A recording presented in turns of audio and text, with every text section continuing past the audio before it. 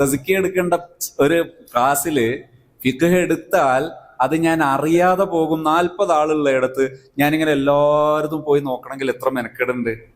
അതേ സ്ഥാനത്ത് ഞാൻ ട്രാൻസ്പെറന്റ് ആണെങ്കിൽ, ഞാനൊന്ന് കംപ്ലീറ്റ് ചെയ്യാം, അത് 40 ആളോട് ഞാൻ ട്രാൻസ്പെറന്റ് ആണെങ്കിൽ മറന്നുപോയാൽ ഈ കുട്ടി പറയും ഉസ്താദേ എന്റേത്. മറന്നുപോയാൽ ഞാൻ പ്രശ്നക്കാരനാണെങ്കിൽ കുട്ടി എന്ത് ചെയ്തു, മറച്ചു വെച്ചു. ഞാൻ എല്ലാവരും നോക്കിയിട്ടില്ലെങ്കിൽ ഞാൻ കാണാതെ പോയി. അപ്പോഴാണ് ഒരു ഒബ്സർവേഷൻ വരുന്നത്. ആ ഒബ്സർവേഷനിൽ ഇത് കണ്ടാൽ ഞാൻ വഷളാകും. വഷളാകാനുള്ള സാധ്യത കൂടുതലാണ് ഇവിടെ ഞാൻ ട്രാൻസ്പെറന്റ് അല്ലെങ്കിൽ. ട്രാൻസ്പെറന്റ് ആണെങ്കിലോ മറന്ന അപ്പൊ കുട്ടി പറയും അത് എന്റെ മറന്നിട്ടുണ്ട്. ഇനി ഒരാൾ വന്നാൽ ഞാൻ പറയും അയാൾ മറന്നപ്പോൾ ഞാൻ സോൾവ് ചെയ്തതാണ്. ഞാൻ വഷളാവോ? അപ്പൊ ട്രാൻസ്പെറന്റ് ആകുന്നതാണ്, നമ്മൾ തെളിഞ്ഞ പുസ്തകമാകുന്നതാണ് ഭംഗി.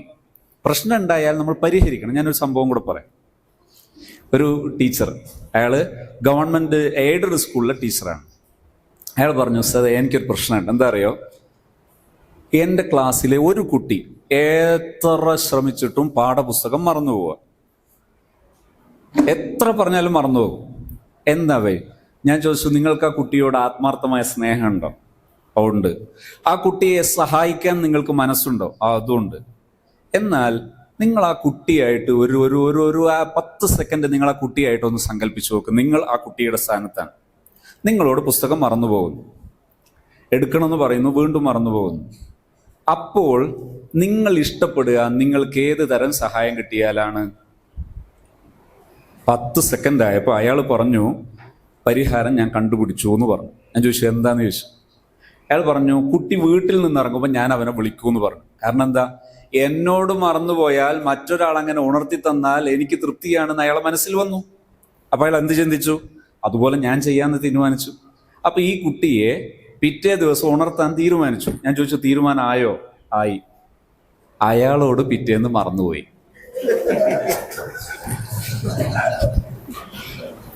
അങ്ങനെ അയാൾ എന്ത് ചെയ്തു, ഉച്ചക്ക് ഇയാളുടെ പീരീഡിന്റെ സമയമായി, ഉച്ചയ്ക്ക് ശേഷം ഊണ് വിതരണം ചെയ്യേണ്ടത് ഇയാളാണ്.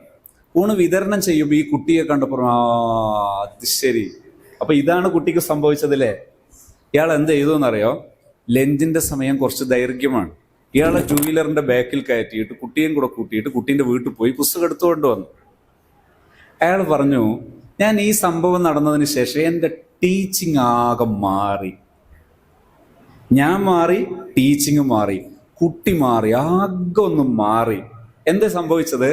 ഞാനൊരു ടീച്ചർ എന്ന കനം പോയി. ഞാനൊരു സേവന മനസ്സുള്ള ഒരു അധ്യാപകനായി മാറി. ഒറ്റ പ്രോസസ്. ഞാൻ പറഞ്ഞത് ഉസ്താദ് എവിടെ പോയി ഉണർത്തണമെന്നല്ല കേട്ടോ. ഈ മനോഭാവമാണ് പ്രധാനം എന്ന് സൂചിപ്പിച്ചത്. സേവനമാണ്, അധ്യാപനം സേവനമാണ്, പുതിയ മുദ്രാവാക്യം.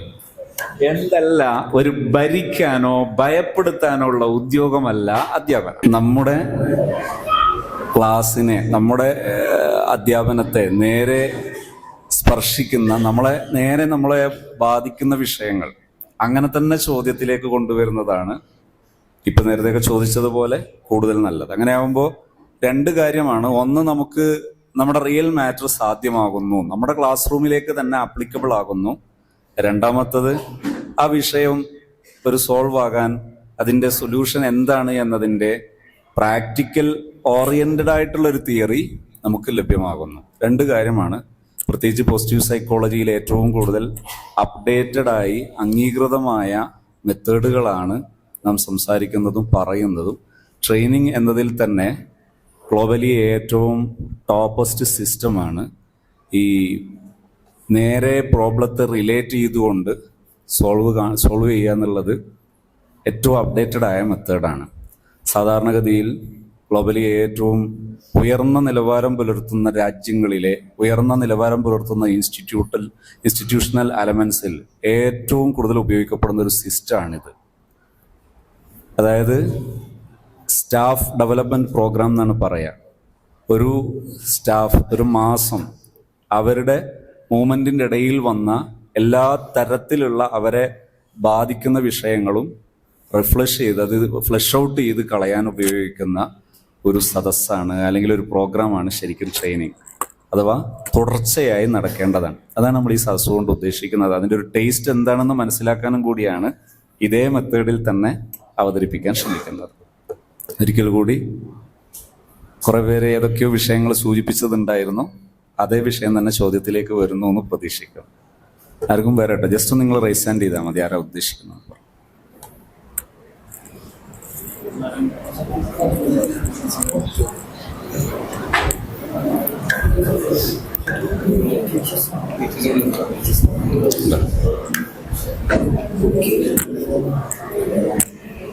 പിറകില് രണ്ട് കുട്ടികൾ കുറേ സമയം സംസാരിച്ചുകൊണ്ടിരിക്കുക.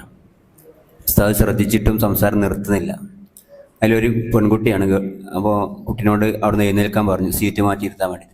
ആ കുട്ടി പറഞ്ഞു, ഞാൻ ഇവിടുന്ന് എഴുന്നേൽക്കൂല. അപ്പോൾ ആ കുട്ടിയോട് കാണിക്കേണ്ട സമീപനം എങ്ങനെയായിരുന്നു? അങ്ങനെ ഒരു സംഭവം നടന്നിട്ടുണ്ടെങ്കിൽ ആ കുട്ടിക്ക് നമ്മളോട് മതിപ്പ് തോന്നാത്ത, അല്ലെങ്കിൽ മതിപ്പ് തോന്നുന്നതിന് തടസ്സമാകുന്ന ഏതോ ഒരു വിഷയം ആ കുട്ടിയുടെ മനസ്സിൽ കിടക്കുന്നുണ്ടാവും. അതുകൊണ്ട് അത് പരിഹരിക്കാൻ വേണ്ടി ചെയ്യേണ്ടത്, ശ്രദ്ധിക്കണം, ഞാൻ ഈ പറയാൻ പോകുന്ന ഇന്റർവെൻഷനുകൾ, ഇടപെടലുകൾ ഏതും വിജയിക്കണമെങ്കിൽ ആദ്യം നമ്മളെ PR അത് കറക്റ്റ് ആയാൽ മാത്രമേ, അല്ലെങ്കിൽ പെട്ടെന്ന് ബ്ലെയിമിങ് ഫീൽ ചെയ്യും. ഇപ്പൊ ഇതില്ലാത്തൊരു ടീച്ചർ ഒരു കുട്ടിയോട് എന്താണ് നിന്റെ പ്രശ്നം എന്ന് ചോദിച്ചാൽ ആ കുട്ടി എന്താ കേൾക്കാന്നറിയോ? എന്താടാ എന്റെ പ്രശ്നം? ഇതാ കുട്ടി കേൾക്കുക. അതാണ് ആ കുട്ടികൾക്ക്. അതേസമയത്ത് PR ഉള്ള ഒരു ടീച്ചറാണ് ഈ കുട്ടിയോട് ചോദിക്കുന്നത്. അതും എപ്പോഴല്ല, ഇപ്പൊ ഞാൻ ഈ ക്ലാസ് എടുത്തുകൊണ്ടിരിക്കുമ്പോൾ രണ്ടാൾ പരസ്പരം അങ്ങോട്ടും ഇങ്ങോട്ടും സംസാരിക്കുന്നു, അല്ലെങ്കിൽ ഒരാൾ മറ്റൊരാളോട് സംസാരിക്കുന്നു. ഈ സംസാരിക്കുന്ന സമയം എനിക്ക് രണ്ട് കാര്യം ചെയ്യാം. ഒന്ന്, ഈ സദസ്സിലെ ബഹുഭൂരിപക്ഷത്തിന്റെ സമയത്തിന് വില കൽപ്പിക്കുകയും അവരെ തൽക്കാലം ഞാൻ അവിടെ ഹോൾഡ് ചെയ്ത് വെക്കാം. രണ്ടാമത്തത്, എനിക്കിപ്പോൾ ലൈവായിട്ട് തന്നെ അവരെ പരിഹരിക്കണം, അവരെയും കൂടി എൻ്റെ ലൈനിലേക്ക് കൊണ്ടുവരണം എന്ന് കരുതുക. അവരെയും കൂടി ആകർഷിപ്പിക്കാൻ പറ്റിയ ഏത് ആക്ടിവിറ്റീസ് ആണ് എൻ്റെ കയ്യിൽ അവൈലബിൾ ആണെന്ന് നോക്കുക. ഇപ്പൊ ഈ സദസ്സിലാണെന്ന് സങ്കല്പിക്കുക. ഇതൊരു സദസ്സാണ്, ഇതൊരു സ്റ്റുഡൻസിന്റെ സദസ്സാണ്. രണ്ട് കുട്ടികളാണ് പരസ്പരം സംസാരിക്കുന്നത്. ഞാൻ ആ കുട്ടികളെ ജസ്റ്റ് ഫേസ് ചെയ്യുന്നു. ആ ഫേസ് ചെയ്യുന്ന സമയത്ത് ഏതാനും സെക്കൻഡുകൾ എൻ്റെ ഐ കോണ്ടാക്ട് മാത്രം ഹോൾഡ് ചെയ്താൽ മതി. ഞാൻ സംസാരം ഹോൾഡ് ചെയ്യേണ്ടതില്ല, എൻ്റെ കമ്മ്യൂണിക്കേഷൻ ഹോൾഡ് ചെയ്യേണ്ടതില്ല. എൻ്റെ ഐ കോണ്ടാക്ട് മാത്രം ഫ്യൂ സെക്കൻഡ്സ്, കുറച്ച് സെക്കൻഡുകൾ നമ്മൾ അവിടെ ഹോൾഡ് ചെയ്ത് വെച്ചാൽ അപ്പോൾ അവർ റിലീസാകും. അവർ റിലീസാകാതെ പ്രതിഷേധിക്കുന്നുണ്ടെങ്കിൽ ഇവിടെ എന്താ സംഭവിക്കുന്നത്? നമ്മുടെ കമ്മ്യൂണിക്കേഷൻ അവരെ ബ്ലെയിം ചെയ്തതായിട്ട് അവർക്ക് ഫീൽ ചെയ്തു. അപ്പൊ അവർ പറഞ്ഞു, ഞാൻ ഇവിടെ തന്നെ ഇരിക്കുന്നത്.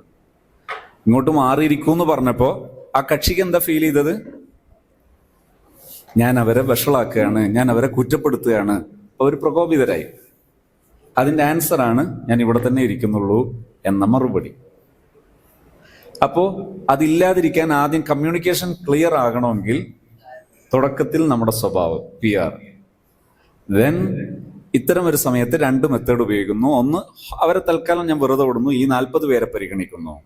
എന്നിട്ട് വളരെ ഭംഗിയായി ക്ലാസ് കംപ്ലീറ്റ് ചെയ്യുന്നു, IDRൽ നോട്ട് ചെയ്യുന്നു, അവരെ അത് അറിയിക്കുന്നു. ഇത് കണ്ടിന്യൂ ചെയ്യാൻ പറ്റൂല കേട്ടോ. അതായത് എല്ലാ ക്ലാസ്സിലും ഇങ്ങനെ തന്നെ എഴുതി പോകല അല്ല. നമ്മളത് ഒന്നാം ഘട്ടം നോട്ട് ചെയ്യുന്നു. അടുത്ത ദിവസം അല്ലെങ്കിൽ ആ പീരീഡിന് ശേഷം അവരെ ജസ്റ്റ് ഒന്ന് വിളിച്ചിട്ട്, ഇങ്ങനെ ഒരു പ്രശ്നമുണ്ട്, ഈ പ്രശ്നം പരിഹരിക്കാൻ ഞാൻ എന്ത് ചെയ്തു തരണം? ജസ്റ്റ് വളരെ നല്ല ഫീലിങ്ങിലാണ് ചോദിക്കുന്നത്, നോർമലാണ് ചോദിക്കുന്നത്. രണ്ടാമതൊരു തവണ ഉണ്ടായി, ഒരു തവണയും കൂടി നിങ്ങൾ ചെയ്യും. മൂന്നാമത്തെ തവണ ഈ കുട്ടിയോട് ചോദിക്കുന്നു, ഞാൻ ഈ പ്രശ്നം മേലെ റിപ്പോർട്ട് ചെയ്യുന്നുണ്ട്, കാരണം ഞാൻ പരാജയപ്പെടുകയാണ്. ശരിക്കും ഒരു അധ്യാപകൻ പരാജയപ്പെടാൻ പാടില്ല കേട്ടോ. നിങ്ങളുടെ ലെസൺ പ്ലാൻ കൃത്യമാണെങ്കിൽ, നിങ്ങളുടെ PR കൃത്യമാണെങ്കിൽ പരാജയപ്പെടുക എന്ന് പറയുന്നത് അത്ഭുതമാണ്. അങ്ങനെ സംഭവിക്കില്ല. ഞാൻ ഈ 8 വർഷം, അതായത് 12 വർഷത്തെ എൻ്റെ ഒരു ജോബ് എക്സ്പീരിയൻസിന് ശേഷം ഈ 8 വർഷത്തെ ഈ ട്രെയിനിങ് എക്സ്പീരിയൻസിനിടയിൽ ഞാൻ ഒന്നും കണ്ടിട്ടില്ല. എൻ്റെ കൂടെ ട്രെയിനിങ് ട്രാക്കിലൂടെ സഞ്ചരിച്ചിട്ട് ഫെയിലിയർ ആയ ഒന്ന് ഞാൻ ഇപ്പോഴും കണ്ടിട്ടില്ല. അഥവാ അങ്ങനെ ഒരാൾ ഉണ്ടാകണമെങ്കിൽ ഈ അധ്യാപകന് കമ്മ്യൂണിക്കേറ്റ് ചെയ്യാനുള്ള ഏതെങ്കിലും ഒരു സ്കിൽ മിസ്സിംഗ് ഉണ്ടാവും. അതല്ലെങ്കിൽ ഈ അധ്യാപകൻ അത്രയും നെഗറ്റീവ് സ്റ്റോറേജ് ഉള്ളിൽ കൊണ്ട് നടക്കുന്നത് ഉണ്ടാകണം. കുട്ടിക്ക് എത്ര തന്നെ പ്രശ്നങ്ങൾ ഉണ്ടായാലും ആ കുട്ടി റിക്കവർ ചെയ്തു പോരുന്നത് കാണാം. എനിക്ക് ഈ സമയത്ത് ഞാൻ ഈ പറഞ്ഞതുമായിട്ട് കണക്ട് ചെയ്തൊരു കാര്യം കൂടി ഉണർത്താനുള്ളത്, നമ്മുടെ ലൈഫിൽ നമ്മളെ അലട്ടുന്ന പ്രശ്നങ്ങൾ, നമ്മുടെ മനസ്സിനെ അലട്ടുന്ന പ്രശ്നങ്ങൾ, ഈ പ്രശ്നങ്ങളോടുകൂടെ ദയവായി ക്ലാസ് റൂമിലേക്ക് പോകാൻ പാടില്ല. അതൊരു മിസ്റ്റേക്കാണ്, അത് വലിയൊരു അബദ്ധമാണ്.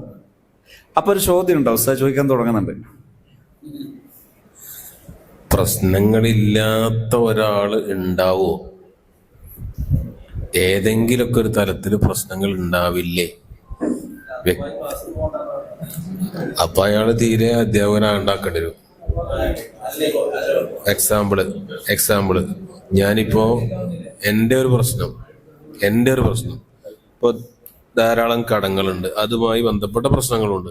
ഇത് തീർന്നിട്ട് ക്ലാസ് പോയാൽ മതി എന്ന് വെച്ചാൽ അത് തീർന്നിട്ടല്ലേ പോകാൻ പറ്റൂ? ഇങ്ങനെയാണ് ചോദ്യം വരേണ്ടതെന്ന് മനസ്സിലായല്ലോ. ഇതാണ് ചോദ്യം. അതായത് ഇവിടെയാണ് ഞാൻ നേരത്തെ ഒരു പ്രസ്താവന തുടങ്ങി വെച്ചത്. Life is really very simple. അതിൽ ഉസ്താദുമാരെ നിഷേധിക്കാതിരിക്കാനാണ് ഞാൻ ഖുർആനിൽ നിന്ന് പ്രമാണം എടുത്ത് ഉദ്ധരിച്ചത്. സുമ്മ സബീല യസ്സറഹു.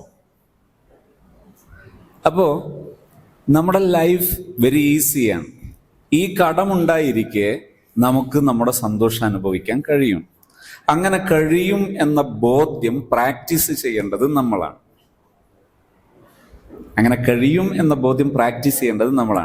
നമുക്ക് കടമുണ്ടെന്ന് സങ്കല്പിക്കുക. ഈ കടം എങ്ങനെ മാനേജ് ചെയ്യണം? ഇത് ഒരു അധ്യാപകൻ എന്ന പ്രൊഫഷൻ, ഡോക്ടർ, എഞ്ചിനീയർ, വക്കീൽ, ഇങ്ങനെ തുടങ്ങിയിട്ട് എല്ലാ പ്രൊഫഷന്റെയും മേലെയാണ്. എല്ലാ പ്രൊഫഷന്റെയും മേലെയുള്ള പ്രൊഫഷനാണ് ടീച്ചർ. അത് വളരെ വലുതാണ്. അതുകൊണ്ട് തന്നെ നമുക്ക് എന്ത് കഴിയണം? അത്തരമൊരു വിഷയം ഉണ്ടാകുമ്പോൾ അതെങ്ങനെ ഡീൽ ചെയ്യണം? അതിൽ ടൈം മാനേജ്മെന്റ് ടൂൾ ഉപയോഗിക്കാം, അതുപോലെ നമുക്ക് ഗോൾ സെറ്റിംഗ് ഉപയോഗിക്കാം. ഇങ്ങനെ വ്യത്യസ്തമായ രീതിയിൽ നാം നമ്മളെ അലട്ടുന്ന വിഷയങ്ങളെ അച്ചീവബിൾ സ്റ്റെപ്പായിട്ട്, അഥവാ നമുക്ക് നേടിയെടുക്കാൻ പറ്റുന്ന സ്റ്റെപ്പുകളാക്കി തിരിച്ചതിന് ശേഷം നാം ഓരോ സ്റ്റെപ്പായിട്ട് നമ്മൾ ആ പ്രശ്നത്തെ ലഘൂകരിച്ച് വെക്കണം. അങ്ങനെ ലഘൂകരിച്ച് വെച്ചാൽ നമ്മളെ മനസ്സ് ഫ്രീ ആയി. ഒരു കടമുള്ള ആളാണെങ്കിൽ കടം ഈ മനസ്സിൽ അങ്ങനെ തന്നെ അത് ഡിവൈഡഡ് ആകാതെ, അല്ലെങ്കിൽ അത് ഷെഡ്യൂൾഡ് ആകാതെ, അത് തക്സീമാക്കി വെക്കാതെ അങ്ങനെ മനസ്സിൽ കിടന്നാൽ അത് നമ്മൾ അലട്ടും. പകരം നമ്മളൊരു പദ്ധതി ഉണ്ടാക്കുന്നു. എപ്പോഴാണ് എനിക്ക് അവൈലബിൾ ആയ, ലഭ്യമായ പരിഹാരം എത്ര സമയം കൊണ്ട് ഏതൊക്കെ രീതിയിൽ ചെയ്യാൻ പറ്റും, അതൊരു പ്ലാൻ ഉണ്ടാക്കി അതിനൊരു തീരുമാനമാക്കി അത് വെച്ചാൽ തീർന്നു. അതല്ലെങ്കിൽ നമ്മളെ ക്ലാസ്സിൽ നമ്മൾ അലട്ടിയാൽ ഒരു കുട്ടിയോട് പുസ്തകം മറന്നതിന് നാം ചൂടാകും. ഒരു കുട്ടിയെ കൊതുക് കടിച്ചാൽ ചിലപ്പോൾ നമ്മൾ ചൂടാകും. അപ്പൊ അങ്ങനെ ഇല്ലാത്ത പ്രശ്നങ്ങൾ ഉണ്ടാകുന്ന രീതി വരും. അപ്പോ നമ്മളെ ലൈഫിൽ മനസ്സിനെ അലട്ടുന്ന പ്രശ്നങ്ങളുമായി ക്ലാസ് റൂമിലേക്ക് ചെല്ലുക എന്നത് ഒരു വലിയ അപകടമാണ്. ഒരിക്കലും ഒരു ടീച്ചർ ചെയ്യാൻ പാടില്ലാത്ത, ഒരു അധ്യാപകൻ ചെയ്യാൻ പാടില്ലാത്ത ഒരു വലിയ ഗുരുതരമായ ഒരു പ്രശ്നമാണ് ക്ലാസ് റൂമിലേക്ക് പ്രശ്നവുമായി പോകാൻ പാടില്ല.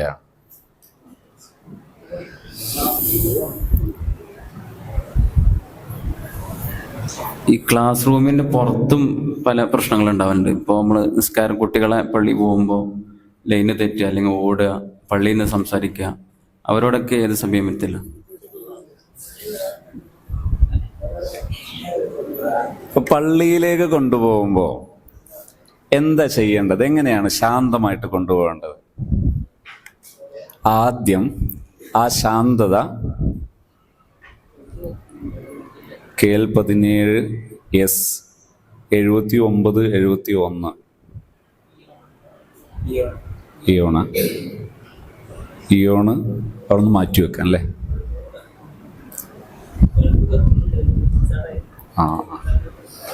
ആ വാഹനത്തിന്റെ ബൾബ് കത്തി നിൽക്കുകയാണ്. അത് കുറച്ചുകൂടി കഴിഞ്ഞാൽ ചിലപ്പോൾ ബാറ്ററി ഡൗൺ ആകാൻ ചാൻസ് ഉണ്ട്. അപ്പൊ നമ്മൾ പള്ളിയിൽ പോവുക. ഈ കുട്ടികളെ കൊണ്ട് പള്ളിയിൽ പോകുന്ന സമയത്ത് നമുക്ക് എന്താ വേണ്ടത്? അച്ചടക്കം. അച്ചടക്കം എന്ന് പറഞ്ഞാൽ എന്താ?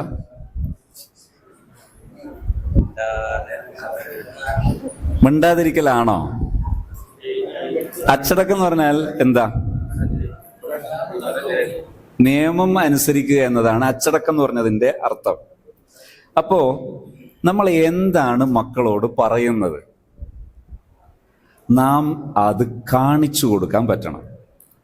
ഉദാഹരണത്തിന് പള്ളിയിലേക്ക് പോവുകയാണ്. വഴിയിലെത്തുമ്പോൾ ഒരു ഭാഗത്ത് നിന്ന് ഒരു കുട്ടിയുടെ ഇൻസൈഡ് ഇതെന്ത് ചെയ്തിട്ടുണ്ട്? ഔട്ടായിട്ടുണ്ട്. ഇൻ ചെയ്തത് ഔട്ടായിട്ട്. അപ്പോൾ നമ്മൾ പറയാം, ഇവിടെ വാടാ. നമ്മൾ എന്താ പഠിപ്പിക്കാൻ പോകുന്നത്? ശാന്തമാകണം എന്ന് പഠിപ്പിക്കാൻ പോവാണ്. ഹൗദുങ്ങരയിലെത്തി. അവിടെ നിന്ന് ഇൻ ചെയ്യുന്നവരെ ഇൻ ചെയ്യാത്തവരെ പിടികൂടാണ്. ഇവിടെ നമ്മൾ എന്ത് ചെയ്യാണ്? ശാന്തരാകാൻ പഠിപ്പിക്കുകയാണ്. ശാന്തരാകാൻ പഠിപ്പിക്കേണ്ടത് എങ്ങനെ? ആദ്യം നമ്മളിൽ ശാന്തത കാണണം. അപ്പൊ ഒരു പ്രശ്നം ഉണ്ടാവും. നമ്മൾ ശാന്തരായി നിന്നാൽ നടക്കുമോ? ഞാൻ ചോദിക്കുന്നത്, എപ്പോഴാണ് നാം പോസിറ്റീവ് ലാംഗ്വേജിൽ കുട്ടികളോട് സംസാരിച്ചത്? കുട്ടികളോട് പോസിറ്റീവ് ലാംഗ്വേജ്, ശാന്തത പഠിപ്പിക്കേണ്ടത് എങ്ങനെയാന്ന് കൂടി പറയാം.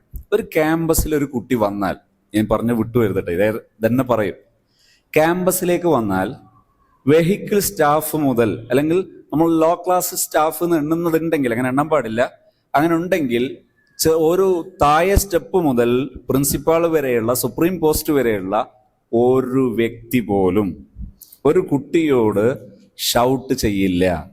എടാ എന്നോ അല്ലെങ്കിൽ ഒരു സഭ്യേതരമായ പദപ്രയോഗങ്ങൾ പ്രയോഗിക്കുകയില്ല. റെസ്പെക്ട്ഫുൾ ആയിട്ട് മാത്രമുള്ള വേർഡേ ഒരു കുട്ടി ആ ക്യാമ്പസിൽ നിന്ന് കേൾക്കൂ എങ്കിൽ വിത്തിൻ 3 months, 3 മാസമാകുമ്പോൾ ആ കുട്ടി നമ്മുടെ ക്യാമ്പസിൽ നിന്ന് മാത്രമല്ല എവിടെ പോയാലും ശാന്തത പാലിക്കും. അപ്പൊ പിന്നെ പള്ളിയിലേക്ക് പോകുമ്പോൾ എങ്ങനെയാ പറയേണ്ടത്? ഞാൻ ഇനി പറയുന്ന കാര്യം വളരെ ശ്രദ്ധയോടെ കൈകാര്യം ചെയ്യേണ്ട ഒരു മാറ്ററാണ്. നമുക്ക് ഇവിടെ നിന്ന് അങ്ങോട്ടാണ് ഇത് നടപ്പിലാക്കുന്നത് സങ്കല്പിക്കുക. നമ്മളൊരു 5-6 ദിവസം എല്ലാ ദിവസവും 1/2 മിനിറ്റ് 30 സെക്കൻഡ് നമ്മളെ ക്ലാസ് റൂമിൽ എല്ലാ ടീച്ചേഴ്സും ഒരു മാറ്റർ ഉപയോഗിക്കണം.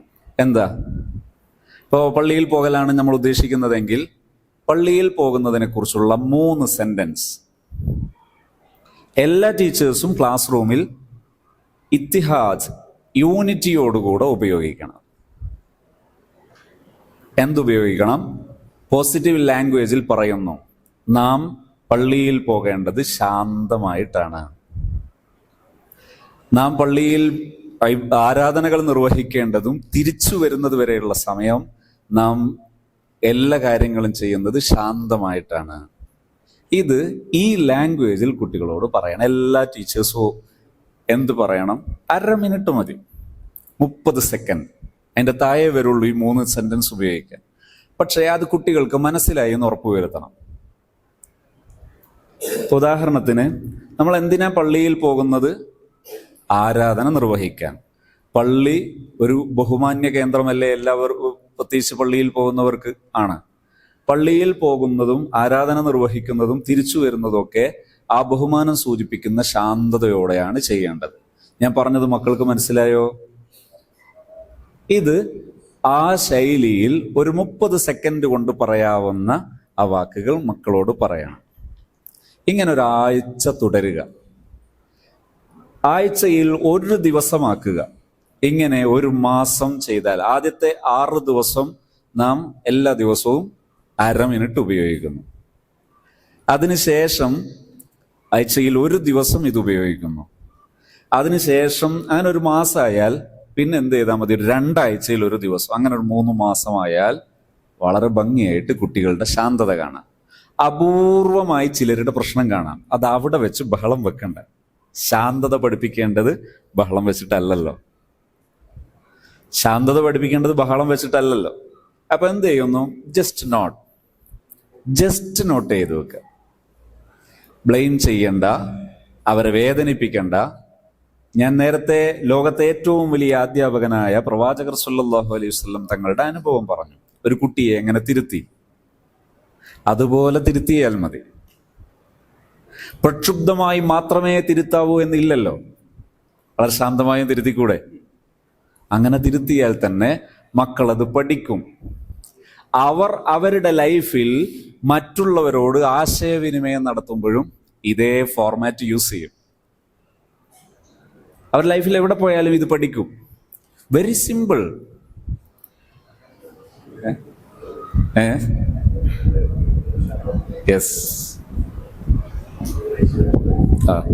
യെസ്, അതൊരു പോയിന്റാണ്. എന്താ പറഞ്ഞതെന്നറിയോ? ഇപ്പൊ ചില വീടുകളിൽ ഉണ്ടാകും രക്ഷിതാക്കൾ ഒട്ടും അനാവശ്യമായിട്ട് ബഹളം വെക്കുകയോ എല്ലാറ്റിനും ബ്ലെയിം ചെയ്യുകയോ ഒന്നുമില്ല. ശാന്തമായി മാത്രം പെരുമാറുന്ന ചില വീട്ടുകാരുണ്ടാവും. ആ വീട്ടിൽ നിന്ന് വരുന്ന മക്കളെ നിങ്ങൾ പഠിച്ചു നോക്ക്. അവർക്ക് ആരുടെയും ഇൻസ്ട്രക്ഷനുകൾ വേണ്ട.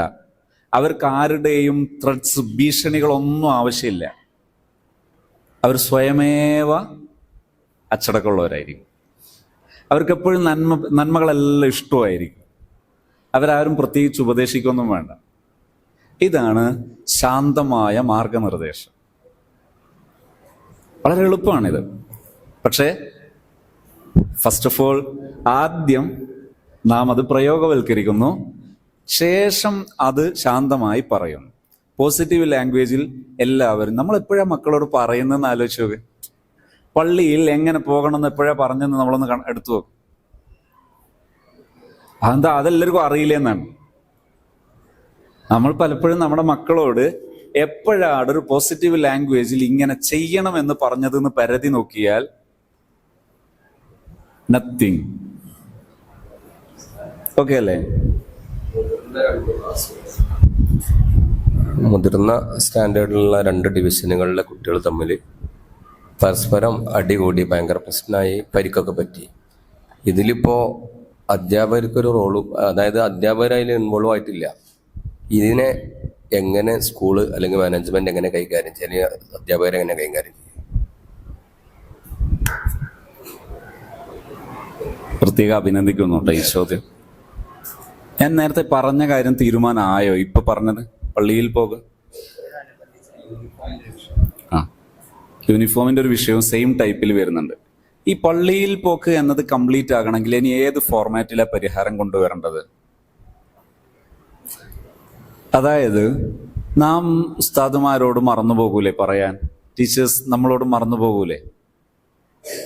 അപ്പൊ എന്ത് വേണം? ഓരോ വകുപ്പ് ഹെഡ് അഥവാ ഓരോ ക്ലാസ്സിന് ഹെഡ് ഉണ്ടാവുമായിരിക്കും അല്ലെ? ആ ഹെഡ് അവരുടെ അണ്ടറിലുള്ള ഉസ്താദുമാർക്ക് ഒരു ചാർട്ട് വെക്കണം അവരുടെ ഡയറിയിൽ. എന്നിട്ട് ഉസ്താദുമാർ അവരവർക്ക് പേജിൽ അവരവരുടെ ഡയറിയിൽ ഒരു ചാർട്ട് വരയ്ക്കുക.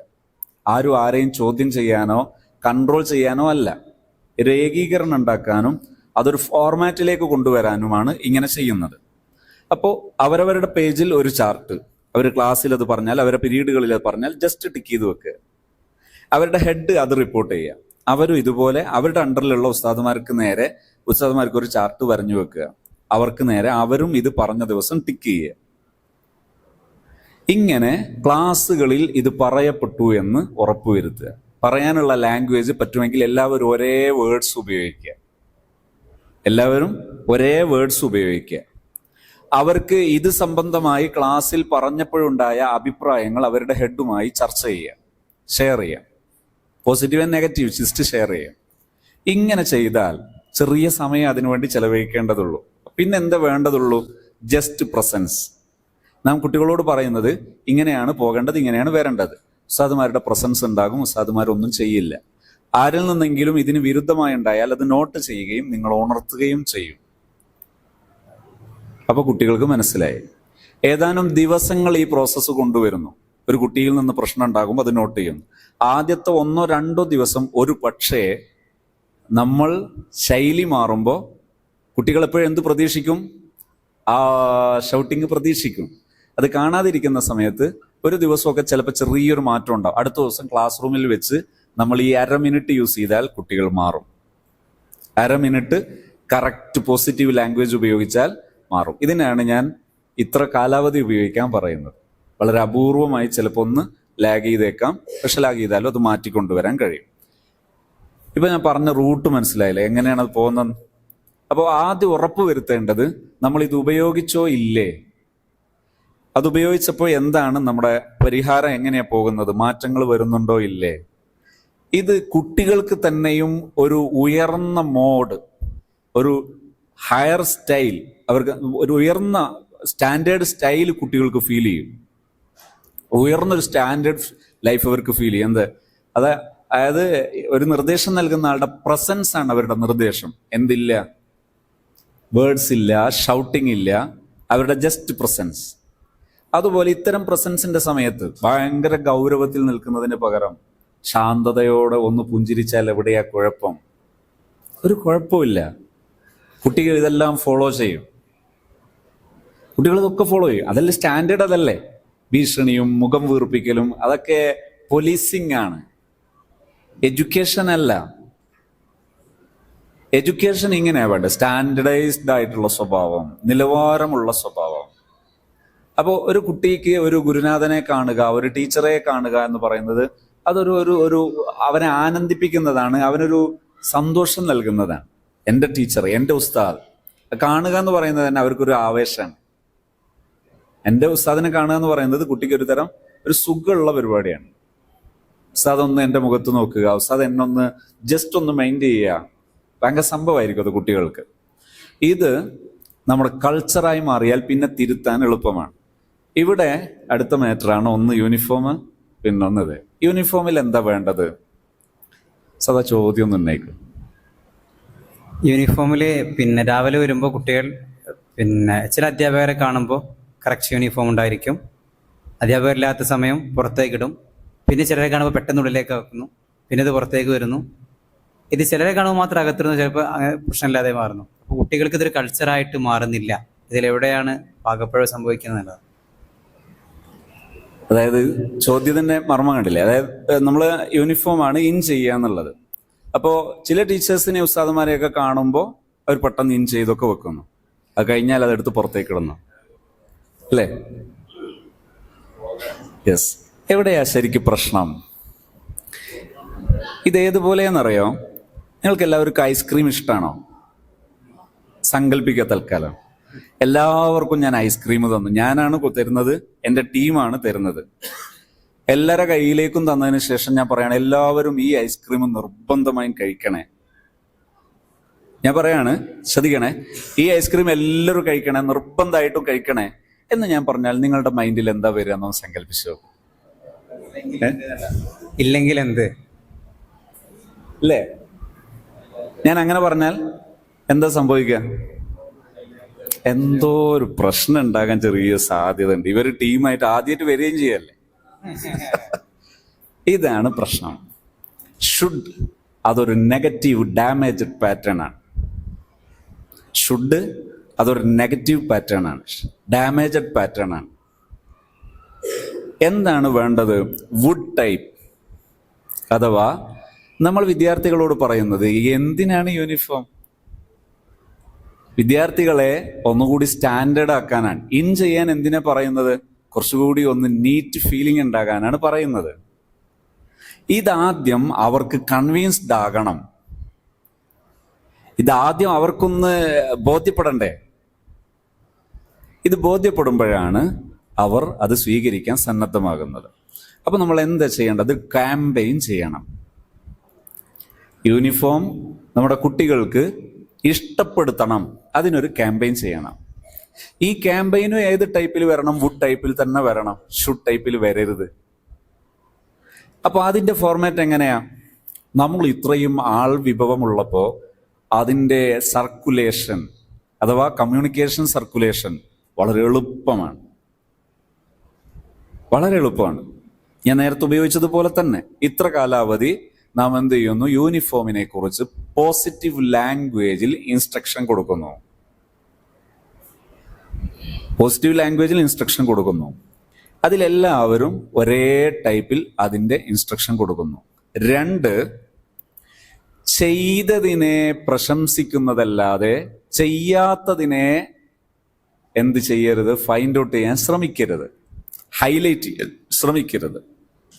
ചെയ്യാത്തതിനെ പരിഹരിക്കാം, പക്ഷെ ഹൈലൈറ്റ് ചെയ്യപ്പെടരുത്. അതായത് ചെയ്യാത്തതിനെ ഹൈലൈറ്റ് ചെയ്യപ്പെടരുത്, ചെയ്യുന്നതിനെ ഹൈലൈറ്റ് ചെയ്യുന്ന ഒരു കൾച്ചർ വരണം. ചെയ്യുന്നതിനെ അതെന്ത് ചെയ്യാം. ഉദാഹരണത്തിന് ക്ലാസ്സിൽ 40 കുട്ടികളിൽ 3 കുട്ടികളൊക്കെയാണ് ചെയ്യുന്നത് പ്രയാസമുള്ളതെന്ന് സങ്കല്പിക്കുക. നമ്മൾ ക്ലാസ്സിലെ കുട്ടികളെ ഗ്രൂപ്പാകുന്നു. ഗ്രൂപ്പാക്കിയതിന് ശേഷം കൃത്യമായി യൂണിഫോം പാലിക്കുന്നത് അവർ തന്നെ ഒബ്സർവ് ചെയ്യുന്നു. ഒബ്സർവ് ചെയ്തിട്ട് അവർക്ക് അതിൻ്റെ പേരിൽ റിവാർഡുകൾ നൽകുന്നു. അപ്പോൾ ചെയ്തതിന് റിവാർഡ്. ഈ സിസ്റ്റത്തിലേക്ക് പോയാൽ കുറഞ്ഞ സമയം കൊണ്ട് അവരത് കൾച്ചറാകും. രണ്ടാമത് പോസിറ്റീവ് ലാംഗ്വേജ് ഉപയോഗിക്കുമ്പോൾ അപ്പൊ തന്നെ 99% പരിഹാരം ആകും. ഈ പോസിറ്റീവ് ലാംഗ്വേജിൽ ഇൻസ്ട്രക്ഷൻ പോകുമ്പോഴും അതുപോലെ ഇൻസ്ട്രക്ഷൻ പോകുന്നതിന് എന്തു വരണം ഒന്നുകൂടി പറയാം. ഞാൻ നേരത്തെ പറഞ്ഞു അച്ചടക്കം എന്ന് പറഞ്ഞാൽ നിയമം പാലിക്കൽ. നിയമം പാലിക്കൽ എങ്ങനെ വരേണ്ടത്? നിയമം പാലിക്കുക എന്നുള്ളതിന് 2 സ്റ്റൈലുണ്ട്. ട്രഡീഷണൽ സ്റ്റൈലും ഉണ്ട്, അപ്ഡേറ്റഡ് പോസിറ്റീവ് സൈക്കോളജിയുടെ സ്റ്റൈലും ഉണ്ട്. ട്രഡീഷണൽ എന്താ? കുട്ടികളെ ഭരിക്കുന്നതാണ് ട്രഡീഷണൽ. ആരൊക്കെയാണ് യൂണിഫോം ഇട്ടത്, ആരൊക്കെയാണ് ഇതാണ് തൊപ്പി, എന്ത് ചെയ്യുന്നു, ഇതൊക്കെ ഭരിക്കാൻ ഉപയോഗിക്കുന്നു. ഇതാണ് ട്രഡീഷണൽ. എന്നാൽ അപ്ഡേറ്റഡ് സൈക്കോളജിയിൽ ഉപയോഗിക്കുന്ന സ്റ്റൈൽ എന്താ അറിയോ? Rule for us. നിയമം നമുക്ക് വേണ്ടി രൂപകൽപ്പന ചെയ്യുന്നു. അപ്പം നമ്മൾ നിയമം പറയുമ്പോൾ പോലും നമ്മൾ കുട്ടികളുടെ മുമ്പിൽ നിയമം അവതരിപ്പിക്കുന്നു. ഈ നിയമം എന്തിനാണ്? നമ്മുടെ ക്ലാസ് റൂം ഭംഗിയാകാൻ, നമ്മുടെ സ്കൂൾ കൾച്ചർ അത് ബ്യൂട്ടിഫുൾ ആകാൻ. സ്കൂൾ ആരാണ്? സ്റ്റുഡൻസ് ആണ് സ്കൂൾ. നമ്മൾ അവർക്ക് സേവനം ചെയ്യാൻ വന്നവരാ. ഇത് അവർക്ക് എപ്പോഴും നമ്മുടെ മനസ്സിൽ ഇതുണ്ടാകണം. ഇത് അവർക്ക് ഈ മെസ്സേജ് നിരന്തരം നമ്മൾ നൽകണം. സ്കൂൾ അവരാണ്. സ്കൂൾ നടത്തുന്ന അതോറിറ്റി പോലും സെക്കൻഡ് പേഴ്സൺ ആണ്, ഫസ്റ്റ് പേഴ്സൺ സ്റ്റുഡൻസ് ആണ്. ഈ കൾച്ചർ, ഈ അവയർനെസ്, ഈ കാഴ്ചപ്പാട് നമ്മളിൽ എപ്പോഴും നിറഞ്ഞു നിൽക്കണം. ഈ ആശയത്തിൽ നിങ്ങൾ കുട്ടികളോട് പറഞ്ഞു നോക്കൂ. പോസിറ്റീവ് ലാംഗ്വേജിൽ, നല്ല ഭാഷയിൽ നമ്മൾ അവരോട് ഈ മാർഗനിർദ്ദേശം കൊടുത്തു നോക്കൂ. ഒരാഴ്ച തികയൂല. അതിനു മുമ്പ് ഫുൾഫിൽമെന്റ് അനുഭവിക്കാം. കൃത്യമായിരിക്കും. ഏതെങ്കിലും മെന്റൽ ഡിസോർഡർ ഉള്ള 1000-1 കുട്ടി ഉണ്ടെങ്കിൽ അവരെ തിരുത്താൻ നിങ്ങൾ കൊട്ടിട്ട് പണിയുമല്ല. അത് ഹൈലൈറ്റ് ചെയ്യപ്പെടേണ്ടതല്ല. സിമ്പിൾ. സാർ ഞാൻ പറഞ്ഞത് കറക്റ്റ് ആണോ? സാർ പറഞ്ഞ മാറ്ററിലേക്ക് വരിക. എന്തെന്ന് പറഞ്ഞു? സാർ പറഞ്ഞ എന്തായിരുന്നു? കുട്ടികൾ തമ്മിൽ തല്ല് നടന്നാൽ എന്ത് ചെയ്യണം? കുട്ടികൾ തമ്മിൽ തല്ല് നടന്നു, എന്താ ചെയ്യേണ്ടത്? പ്രത്യേകിച്ച് ഇപ്പൊ തല്ലുമാലയുടെ കാലവും കൂടിയാണ്. ഇപ്പൊ SSLC ഒക്കെ ആവുമ്പോഴേക്ക് കുട്ടികളിൽ ഈ ത്രില്ല് വേഗം വരും. ഇവിടെ നമ്മൾ സാധാരണ എന്താ ചെയ്യാ? ഒരു തല്ല് കൂടിയ 2 ആളാണ് നമ്മളെ മുമ്പിൽ വെത്തുന്നത്. എന്താണ് നീ ചെയ്ത്? ഇയാൾ പാർട്ടിസിപ്പന്റ് ആയി. ചോദ്യകർത്താവ് ഇവരുടെ കോൺഫ്ലിക്റ്റ് ആ ഗ്രൗണ്ടിലേക്ക് ഇയാൾ കൂടി ഇറങ്ങി. സത്യം എന്താ ചെയ്യേണ്ടത്? ഇയാൾ പുറത്ത് നിൽക്കണ്ടേ?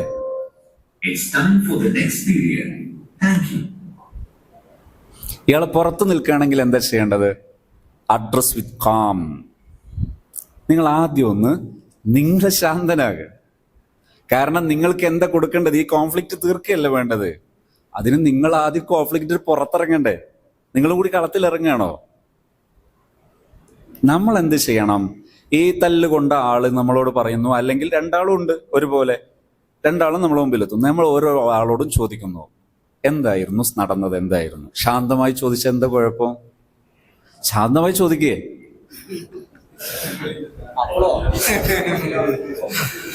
അവിടെയാണ് പ്രശ്നം. നമുക്കൊന്ന് ഇറങ്ങണം, ഇതൊന്നും ഒഴിവാക്കണം. നമ്മളും കളത്തിൽ ഇറങ്ങുന്നത് ഉപേക്ഷിക്കുക. പകരം അവിടെ നിന്ന് ശാന്തമായി നിങ്ങൾ രണ്ടാളോട് സംസാരിച്ചു നോക്കുക. അപ്പൊ തന്നെ പകുതിയിലേറെ തീർന്നു കാണാം. ശാന്തമായി ചോദിക്കുന്നു എന്തായിരുന്നു. ഇപ്പോൾ ഞാൻ കഴിഞ്ഞ ദിവസം ഒരു സ്കൂളിൽ അഡ്രസ്സ് ചെയ്തു, ഒരു ഹയർ സെക്കൻഡറി സ്കൂൾ കൂടി ഉള്ളതാണ്. അപ്പൊ അവിടെ കുറേ പ്രശ്നങ്ങൾ പറഞ്ഞപ്പോൾ ലാസ്റ്റ് വന്ന ചോദ്യമാണ് ഈ തല്ല് ഭയങ്കര കേസ്, ഒരു കുട്ടിയെ പുറത്താക്കേണ്ടി വന്നു എന്ന് പറഞ്ഞു. അപ്പോൾ എന്തായിരുന്നു സംഭവം? അത് ഒരു +1 കുട്ടി +2 കുട്ടിയോട് ചോദിച്ചു, എന്താ ഈ ബട്ടൺസ് ഇടാൻ പറഞ്ഞു. ആര്? +1 കുട്ടി +2 കുട്ടിയോട്. അപ്പൊ നീ എന്താ ചെയ്യാൻ തിരിച്ചു ചോദിച്ചു. ഇട്ടിട്ടില്ലേ നീ എന്താ ചെയ്യാൻ? അപ്പോ പറഞ്ഞു തല്ലുന്ന് പറഞ്ഞു, വീട്ടിൽ കയറി തല്ലുന്ന് പറഞ്ഞു. പറഞ്ഞാ പിന്നെ അത് ചെയ്തിട്ടില്ല മോശമല്ലേ? വീട്ടിൽ പോയിട്ട് തല്ലി. പിന്നെ ചൂടാകാതിരിക്കും ഒരു അധ്യാപകൻ. സ്വാഭാവികമായും ആ വിഷയം അഡ്രസ് ചെയ്യുമ്പോൾ അധ്യാപകൻ എന്ത് ചെയ്യും? അയാളും കളത്തിലിറങ്ങും. സത്യത്തിൽ അവിടെ എന്ത് ചെയ്യണമായിരുന്നു? ഞാൻ അവരോട് ചോദിച്ചു, നിങ്ങളൊന്ന് ശ്രദ്ധിക്കുക. സൈക്കോളജിക്കൽ അപ്രോച്ച് എന്താണ്? നിങ്ങൾ അതിനെ അഡ്രസ് ചെയ്യേണ്ടത് ശാന്തമായിട്ടാണ്. അതായത് നിങ്ങൾ ഈ തല്ലിയ ആളോട് ചോദിക്കുന്നു, മോനെ എന്തായിരുന്നു സംഭവിച്ചത്? അദ്ദേഹം പറയുന്നു ഇന്നതാണ് സംഭവിച്ചത്. അതേസമയത്ത് നേരത്തെയുള്ള നമ്മളെ ഈ എന്താടാ സംഭവിച്ചത് എന്ന് ചോദിച്ചാൽ മാറും കേട്ടോ, റൂട്ട് മാറാം. ഈ ചോദ്യം ചോദിക്കുമ്പോൾ അയാൾ ഉള്ളത് പറഞ്ഞു. ഈ കിട്ടിയ ആളോട് ചോദിച്ചു, അയാളും ഉള്ളത് പറഞ്ഞു. ഇത് കഴിയുമ്പോഴേക്ക് പിന്നെ എന്തേ പിക്ചർ ഉണ്ടാവുള്ളൂ എന്നറിയോ? ഇനി നമ്മൾ എന്താ ചെയ്യുന്നതെന്ന് ചോദിച്ചാൽ മതി, അപ്പൊ തീരും. ഇനി നമ്മൾ എന്താ ചെയ്യുന്നതെന്ന് ചോദിച്ചാൽ അപ്പൊ തീരും. അതല്ലെങ്കിലോ വേറെ പരിഹാരം അവിടെ ഇല്ല. ഇനി ഇത് പേരൻസ് ഏറ്റെടുത്തിട്ടുണ്ടാവും. അപ്പോഴത്തേക്ക് ഇത് പേരൻസിലെത്തും, വലിയ പ്രശ്നമാകും. ഇവിടെ ഈ ശരിക്കുള്ള പരിഹാരം ഇതാണെന്ന് ബോധ്യപ്പെട്ടോ അല്ലേ? ഇനി പ്രശ്നം എന്താ? പാരൻസിനെ കൂടി ബോധ്യപ്പെടുത്തണം. അവിടെ നമ്മൾ വാങ്ങിയ ചെരുപ്പിന്റെ വലുപ്പം ഒത്തിട്ടില്ലെങ്കിൽ കാല് മുറിക്കണോ? ചെരുപ്പ് നേരെയാക്കിയ പോരെ? പാരൻസിനെ വിളിക്കുന്നു. പാരൻസിന്റെ മുമ്പിൽ ഈ കുട്ടിയുടെ ഉണ്ടായ സംഭവം പറയുന്നു. ഞാൻ മറ്റൊരു സംഭവം കൂടെ പറയാം. ഒരു സ്ഥാപനത്തിൽ ഇതുപോലെ തല്ല് നടന്നു, ഒരു കോൺഫ്ലിക്റ്റ് നടന്നു, തർക്കം നടന്നിട്ട് ഒരു കുട്ടീൻ്റെ വീട്ടിൽ വിളിച്ചു പറഞ്ഞു.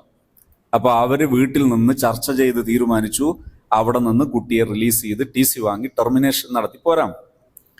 അങ്ങനെ ഈ കുട്ടിയെ കൂട്ടിക്കൊണ്ടുവരാൻ വേണ്ടി വീട്ടിൽ കൂടിയാലോചന നടത്തി തീരുമാനമെടുത്ത് രക്ഷിതാവ് വരികയാണ്. രക്ഷിതാവ് വന്നു, എന്റെ കുട്ടിയെ കൊണ്ടുപോകാൻ വന്നാണ്. എന്താണ്? അപ്പോഴാണ് ഇവര് സംഭവം അറിയുന്നത്. അപ്പോൾ ഈ പ്രധാന അധ്യാപകൻ, അയാളുടെ മുമ്പിൽ ലാസ്റ്റാണ് കേസ് വരുന്നത്. അയാൾ നമ്മുടെ ട്രെയിനിങ് ചെയ്ത ആളായിരുന്നു. അപ്പൊ അയാൾ ഈ രക്ഷിതാവിനോട് പറഞ്ഞു, സംഗതി ശരി, നിങ്ങൾക്ക് ഈ കുട്ടിയെ കൊണ്ടുപോകാം, പക്ഷെ കുട്ടി ഇവിടെ നിന്ന് പറയണം. ഞാൻ കുട്ടിയെ നേരത്തെ സംസാരിക്കൊന്നും ചെയ്യില്ല, എൻ്റെ അടുത്ത് അറിയാതെ പോയത്. ശ്രദ്ധിക്കണം, ഒരു ഇൻസ്റ്റിറ്റ്യൂട്ട് ഹെഡ് എന്തുകൊണ്ടും അവിടെ റെസ്പോൺസിബിൾ ആയിരിക്കണം. എന്തിന്? ഇത്തരം ഒരു പ്രശ്നം ഉണ്ടാകുമ്പോൾ ഞാൻ ഇതിന് റെസ്പോൺസിബിൾ ആണ്, ഞാൻ ഉത്തരവാദിയാണ്, അതുകൊണ്ട് എന്ത് പരിഹാരം വേണമെങ്കിലും ചെയ്യാം. കൂടെ കുട്ടി നിങ്ങളെ കൂടെ പോരാം എന്ന് പറയുകയാണെങ്കിൽ നിങ്ങൾ കൂട്ടിക്കോളൂ എന്ന് പറഞ്ഞതിന് ശേഷം കുട്ടിയെ വിളിച്ചതിന് ശേഷം കുട്ടിയോട് ചോദിച്ചു എന്തൊക്കെയാണ്. ഇതുപോലെ സംസാരിച്ചു, രണ്ടാളോട് സംസാരിച്ചു കഴിഞ്ഞപ്പോൾ തന്നെ പ്രശ്നം തീർന്നു. കുട്ടിയോട് ചോദിച്ചു, ഇത് രക്ഷിതാവ് വന്നത് നിന്നെ കൊണ്ടുപോകാനാണ്, നീ പോകുന്നോ? കുട്ടി പറഞ്ഞു, ഞാൻ പോകുന്നില്ല. റെസിഡൻഷ്യൽ ഇൻസ്റ്റിറ്റ്യൂട്ട് കൂടിയാണിത്. പ്രശ്നം അതോടെ അവസാനിച്ചു. പക്ഷെ ശ്രദ്ധിക്കണം, കോൺഫ്ലിക്റ്റ് റിസൊല്യൂഷൻ എന്ന് പറയുന്നത്, തർക്ക പരിഹാരം എന്ന് പറയുന്നതിന് പ്രോസസ്സിംഗ് കൃത്യമായിരിക്കണം. ഒന്ന്, രണ്ട് കൂട്ടരെയും ശാന്തമായി കേൾക്കണം. രണ്ട്, വെന്റിലേഷൻ ആവശ്യമുണ്ടെങ്കിൽ വെന്റിലേഷൻ നടത്തിയതിനു ശേഷം രണ്ടു കൂട്ടരും തമ്മിലുള്ള ബന്ധങ്ങൾ സ്ഥാപിക്കണം. ഫോർ എക്സാമ്പിൾ, ഈ +2കാരായ ഹയർ സെക്കൻഡറി വിദ്യാർത്ഥിക്കാരായ +1 +2 2 വിദ്യാർത്ഥികളുടെ കേസാണെന്ന് സങ്കല്പിക്കൂ. അവരോട് പറയുന്നു, നിങ്ങൾ പരസ്പരം ഒന്നിച്ച് ഏതെങ്കിലും ഒരു വിഷയത്തിൽ പരസ്പരം സഹകരിച്ച് വർക്ക് ചെയ്യണം. ഓപ്ഷൻ കൊടുക്കുന്നു. ഒന്ന്, നിങ്ങൾക്ക് പഠനത്തിൽ പരസ്പരം സഹായിക്കാം, അതല്ലെങ്കിൽ യാത്രയിൽ പരസ്പരം സഹായിക്കാം. ഇങ്ങനെ തുടങ്ങി ഒരു 2, 3, 4 ഏരിയ നിശ്ചയിച്ചിട്ട് അവരോട് ചോദിക്കാം, നിങ്ങൾക്ക് പരസ്പരം സഹകരിക്കുന്ന ഏതെങ്കിലും ഒരു ആക്ടിവിറ്റി ചെയ്യാമോ? അപ്പൊ അവർ സെലക്ട് ചെയ്യുന്നു. സെലക്ട് ചെയ്തതിന് ശേഷം ഒരു 3 ദിവസം കഴിഞ്ഞിട്ട് വീണ്ടും അവരെ വിളിപ്പിക്കുന്നു. അവരോട് പറയുന്നു ഒന്ന് വന്ന് കാണണം. നമ്മൾ പോലീസുകാരെ ഒപ്പിടാൻ വിളിക്കുന്നത് പോലെ കുറ്റവാസനയുടെ പേര്, കുറ്റാന്വേഷണത്തിന്റെ പേരിലല്ല, നമ്മൾ മുറി ചേർത്തത്, നമ്മൾ ചെയ്ത ഓപ്പറേഷൻ കൃത്യമാണോ എന്ന് വിലയിരുത്താൻ. അപ്പോൾ ഇവരോട് ചോദിക്കുന്നു, ഇപ്പൊ എങ്ങനെ 2 ദിവസം കഴിഞ്ഞിട്ട് നിങ്ങൾ തമ്മിൽ നല്ല ബന്ധമാണോ? ശ്രദ്ധിക്കുക ഒന്നുകൂടെ, വിദ്യാർത്ഥികൾക്ക് നാം കൊടുക്കേണ്ട ഇൻസ്ട്രക്ഷനിൽ പ്രധാനപ്പെട്ട ഒന്നാണ് തല്ലി ജയിക്കൽ കഴിവല്ല, കഴിവുകേടാണ്. ഏതു ഗുണ്ടക്കും കഴിയും തല്ലാൻ. തല്ലി ജയിക്കൽ കഴിവല്ല, കഴിവുകേടാണ്. അധ്യാപകരും മനസ്സിലാക്കണം. എന്ത്? തല്ലി ജയിക്കൽ കഴിവല്ല, കഴിവുകേടാണ്. അത് വിദ്യാർത്ഥികളോടും പറയാം. തല്ലി ജയിക്കുന്നത് എന്തല്ല, കഴിവല്ല, അതൊരു കഴിവുകേടാണ്. കഴിവ് എന്താണ്? ഒരാളുടെ സ്വഭാവം കൊണ്ടും അറിവ് കൊണ്ടും ആർട്ട് കൊണ്ടും ജയിക്കുന്നതാണ് ജയം. അറിവ് കൊണ്ടും ആർട്ട് കൊണ്ടും സ്വഭാവം കൊണ്ടും ജയിക്കുന്നതാണ് നിങ്ങളുടെ ജയം. മറ്റത് ആർക്കും പറ്റൂലേ? നാൽക്കാലികൾക്ക് വരെ പറ്റും. അതുകൊണ്ട് അതൊരു മികവൊന്നുമല്ല, മികവ് ഇതാണ്.